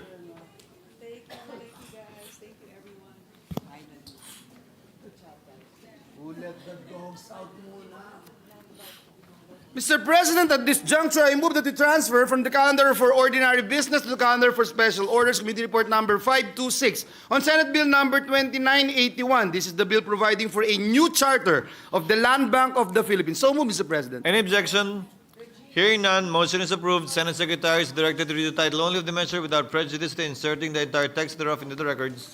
An act providing for a new charter of the Land Bank of the Philippines, repealing for the purpose Section 74 to 100 of Republic Act Number 3844 or the Agricultural Land Reform Code as amended. To sponsor the Majority measure, Mr. President, I move to recognize our distinguished Deputy Majority Leader, Senator Mark Villar, Chairperson of the Senate Committee on Banks, Financial Institutions, and Currencies, to deliver his sponsorship speech. So moved, Mr. President. Senator Villar is recognized. You may proceed, sir. Mr. President, I rise to the occasion of sponsoring Senate Bill number 2981 under Committee Report number 526, otherwise known as an act providing for a new charter for the Land Bank of the Philippines. Created in 1963, the Land Bank of the Philippines, or LBP, played a crucial part in shifting agrarian reform policies. Its functions have evolved to include commercial banking, direct credit support for agrarian reform beneficiaries, and more recently, economic recovery efforts from the effects of the COVID-19 pandemic. As a policy bank, LBP's core operations are grounded on sustainable development, responding to the financing requirements of small farmers and fisherfolk and MSMEs, among other sectors, that create employment and propel economic growth. With this new charter, LBP envisions contributing not only to developmental programs for the countryside, but also to countrywide and national programs. As of today, LBP in all 82 provinces and 533 branches, 74 branch-light units, 3,112 ATMs, 60 lending centers, 55 accounting centers, and 14 field support service centers. LBP is also committed to enhancing its digital infrastructure to meet the evolving needs of its customers. As of June 2024, LBP's major digital channel usage increased to 63%, with a total of 1.96 trillion pesos worth of transactions. In the same period, LBP extended loans amounting to 1.56 trillion to various sectors, particularly the farmers, fisherfolk, and agribusiness. LBP has 709.31 billion in outstanding loans, making up 45% of its total loan portfolio. On top of these, in 2023, the LPP achieved record remittances of 32.119 billion, making it the #1 GOCC in terms of dividends remitted to the national government. Mr. President, these achievements have encouraged this representation to pursue this measure, granting the LBP a standalone charter to significantly enhance its financial and institutional framework, expand capital raising abilities, and streamline its operational processes. Mr. President, here are some of the important features of the bill. The establishment of a standalone charter realigns the LBP's mandate with various functions that go beyond agrarian reform, enhancing its role as a GFI that serves key sectors. Features that improve access to capital, such as an increase in authorized capital stock and the potential for an initial public offering. These will allow LBP to expand its operations, raise capital without further government funding, and enhance its ability to support development programs. The diversified board of directors of 9 members will now include the NEDA Secretary as a new ex officio member and 3 independent directors, 1 from the agricultural sector and 2 from the private sector, with 2 additional directors in case private persons acquire shares of the bank. This creates a balanced leadership to navigate the dynamic landscape of the banking industry and ensures proper representation. Lastly, the engagement in financial leasing will help stimulate economic activity by facilitating the acquisition of movable and immovable assets needed for government projects. Mr. President, this representation hopes that this august chamber gives its unyielding support for this proposed measure to provide Land Bank with a streamlined charter, something that I know most of us here believe is long overdue. Before I conclude, I would also like to thank our dear colleague, Senator Cynthia Villar, and of course our Senate President, Chis Escudero, for your authorship of similar bills. Mr. President, let us help Land Bank amplify its contribution to the nation. Thank you very much, Mr. President.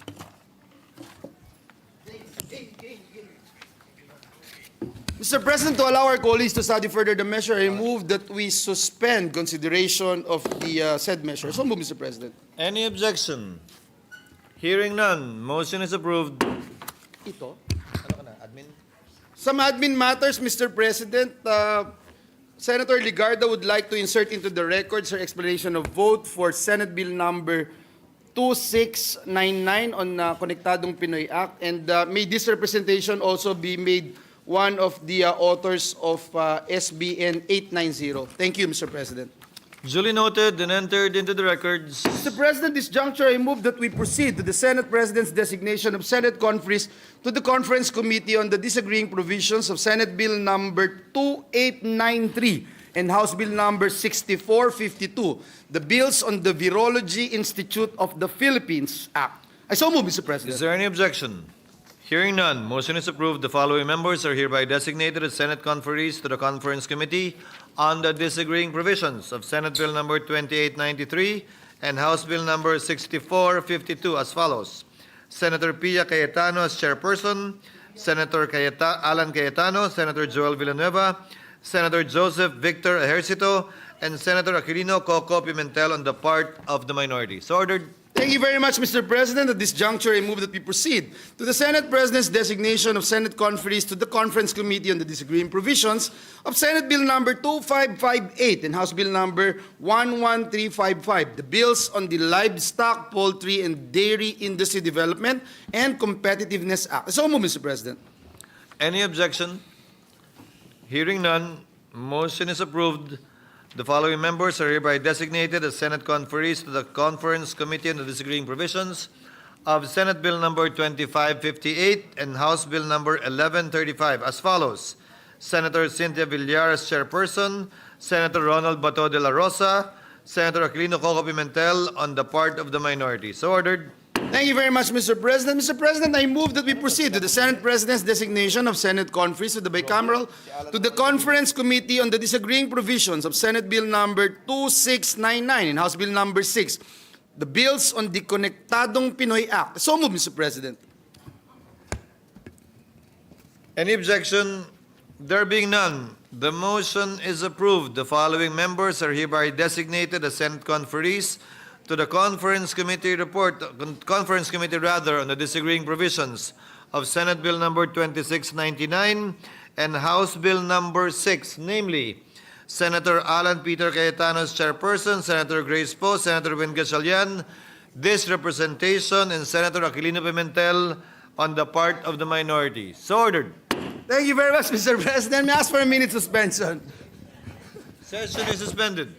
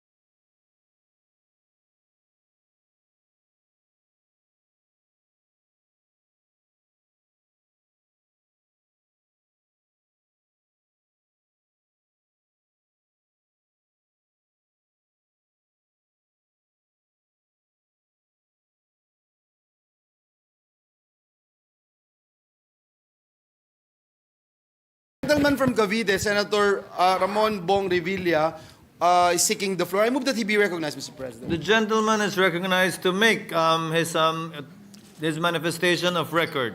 You may proceed, sir. Thank you, Mr. President. Just a short manifestation. As Chair of the Committee on Civil Service, Government Organization, and Professional Regulation, may I manifest that the following bills, Senate Bill number 2007 and Senate Bill number 2503, be referred to a subcommittee to be thus created for the purpose of hearing the same, with Senator J.V. Ejercito as chair of the subcommittee. That's all, Mr. President. Duly noted and entered into the records. Thank you, Senator Revilla. Majority Floor Leader. We move for the reference of business, Mr. President. Session is suspended for a minute.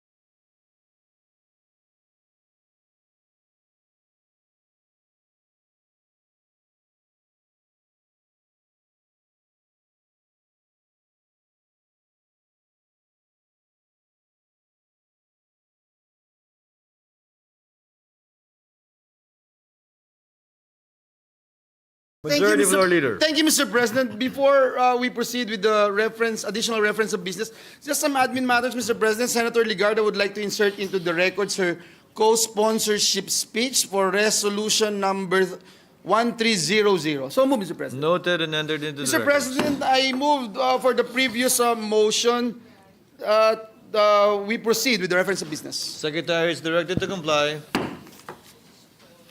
Committee Report Number 531, prepared and submitted by the Committees on Justice, Human Rights, Civil Service, Government Reorganization, and Professional Regulation.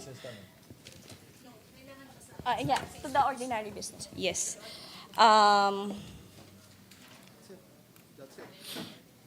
In substitution of Senate Bills Number 2623 and 2732, Senate Bill Number 2987, entitled An Act Strengthening the Legal Staff of the Department of Justice, renaming it as the Office of the Chief State Counsel, redefining, expanding, rationalizing, and further professionalizing its organization and appropriating funds therefore, sponsor Senator Aquilino Pimentel. To the calendar for ordinary business. Majority Floor Leader. Mr. President, this juncture I move that the transfer from the calendar for ordinary business to the calendar for special orders, Committee Report Number 531 on Senate Bill Number 2987. This is the bill on the Office of the Chief State Counsel Act. So move, Mr. President. Any objection? Hearing none, motion is approved. Our Minority Floor Leader is recognized to deliver his sponsorship speech. You may proceed, sir. Thank you, Mr. President. So, Mr. President, my dear colleagues, I stand before you today to sponsor and humbly seek your support for the passage of Senate Bill Number 2987 under Committee Report Number 531. The title of which is An Act Strengthening the Legal Staff of the Department of Justice, renaming it as the Office of the Chief State Counsel, redefining, expanding, rationalizing, and further professionalizing its organization and appropriating funds therefore. The 1987 Constitution of the Philippines mandates the President to ensure that our laws be faithfully executed. To ensure the faithful compliance provided under our Constitution, the Administrative Code created the Department of Justice to be the principal law agency that shall be both its legal counsel and its prosecutorial arm. These core functions of the DOJ are performed by the two main offices within the DOJ proper, the legal staff, serving as the legal counsel, and the National Prosecution Service, NPS, as the prosecution arm. With the growing mandate of the Secretary of Justice, the functions of the state counsels and employees of the DOJ legal staff have evolved and grown exponentially. It now serves as the backbone of the DOJ, silent yet indispensable warriors for justice. While their work may often take place behind desks and within the intricate papers of legal research, their impact resonates across our justice system and society as a whole. Pero sila po ay napag-iwanan in terms of salary and benefits with their counterpart in the department. In the words of our Chief State Counsel, Dennis Arvin L. Chan, our state counsel's work is anything and everything legal or having legal implications. Kaagapay natin sila sa pagpasa ng mga makabuluhang batas para sa ikabubuti ng ating bayan. The DOJ legal staff, in fact, participated or has participated in the passage of several game-changing landmark laws such as Number 1, RA number 12065 or the Philippine Archipelagic Sea Lanes Act. Number 2, RA number 9160 or the Anti-Money Laundering Act of 2001. Number 3, RA number 11641 or the Department of Migrant Workers Act. And number 4, RA number 12064 or the Philippine Maritime Zones Act. I just mentioned these laws as examples, but the listing is not comprehensive, Mr. President.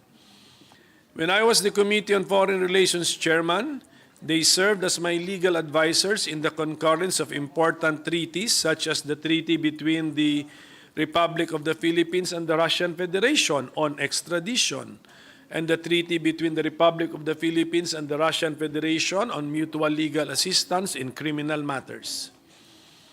And what greater contribution can we make than to ensure the passage of this vital measure, paving the way for meaningful change and a better future for our state councils and employees of the DOJ legal staff.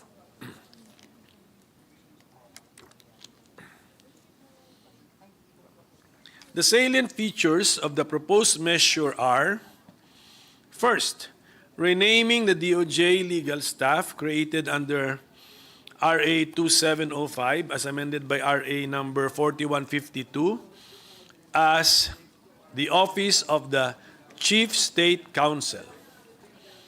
Second, it now clarifies the existing powers and functions of the DOJ legal staff.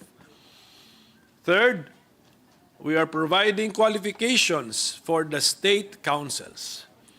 Fourth, we are upgrading the position, ranks, and salary grades of the state councils. Fifth, we are providing the retirement and survivorship benefits to the DOJ legal staff, the same way that we are providing for their counterparts with the DOJ National Prosecution Services. And lastly, we are allowing automatic increase of all pension benefits of state councils, same as their counterpart DOJ National Prosecution Services. As we move forward, let us reaffirm our commitment to justice by empowering our DOJ state councils, strengthening their capacities, and ensuring that they continue to serve with excellence and honor. Justice is not just a principle, it is a responsibility. And together, we carry that responsibility forward. Maraming salamat po, Mr. President and my dear colleagues. Majority Floor Leader. Mr. President, to allow our colleagues to study further the measure, I move that we suspend consideration of Senate Bill number 2987. So move, Mr. President. Any objection? Hearing none, motion is approved.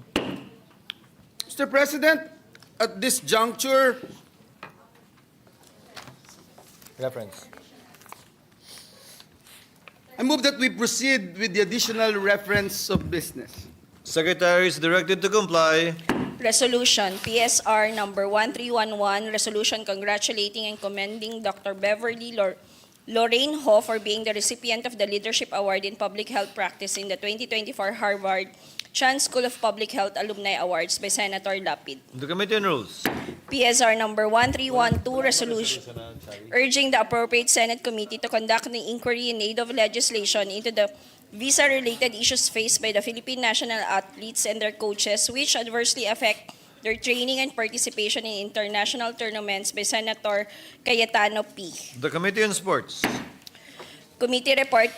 Committee report number 530 submitted jointly by Committees on Higher Technical and Vocational Education, Ways and Means and Finance on House Bill number 10405, introduced by Representative Ecleo et al., an act establishing a state college in the Lone District of the Province of Dinagat Islands and appropriating funds therefore, recommending its approval with amendment. Sponsor Senator Cayetano Alan. To the calendar rather for ordinary business. Resolution sula kaya? Notification ako. Notification. Hindi kailangan. Session is suspended.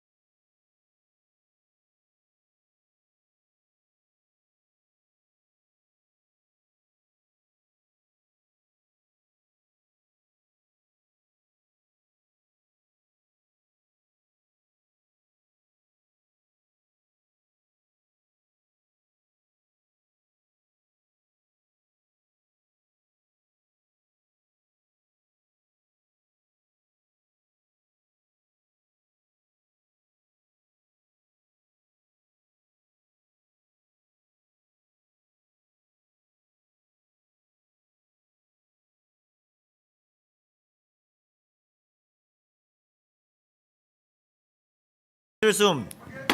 Majority Floor Leader. Mr. President, before we adjourn, may I remind our colleagues that there is a standing resolution, resolution number 21, entitled Resolution Authorizing All Regular Standing Committees, Oversight Committees, and Special Committees of the Senate to conduct hearing, meetings, and consultations during every recess of the Senate to have continuity in the process of passing pending proposed legislations and to conduct investigations on issues of national interest to aid in crafting relevant legislation. At this juncture, Mr. President, I move that we adjourn the session until 3 o'clock in the afternoon of Monday, June 2, 2025. So move, Mr. President. There is a motion.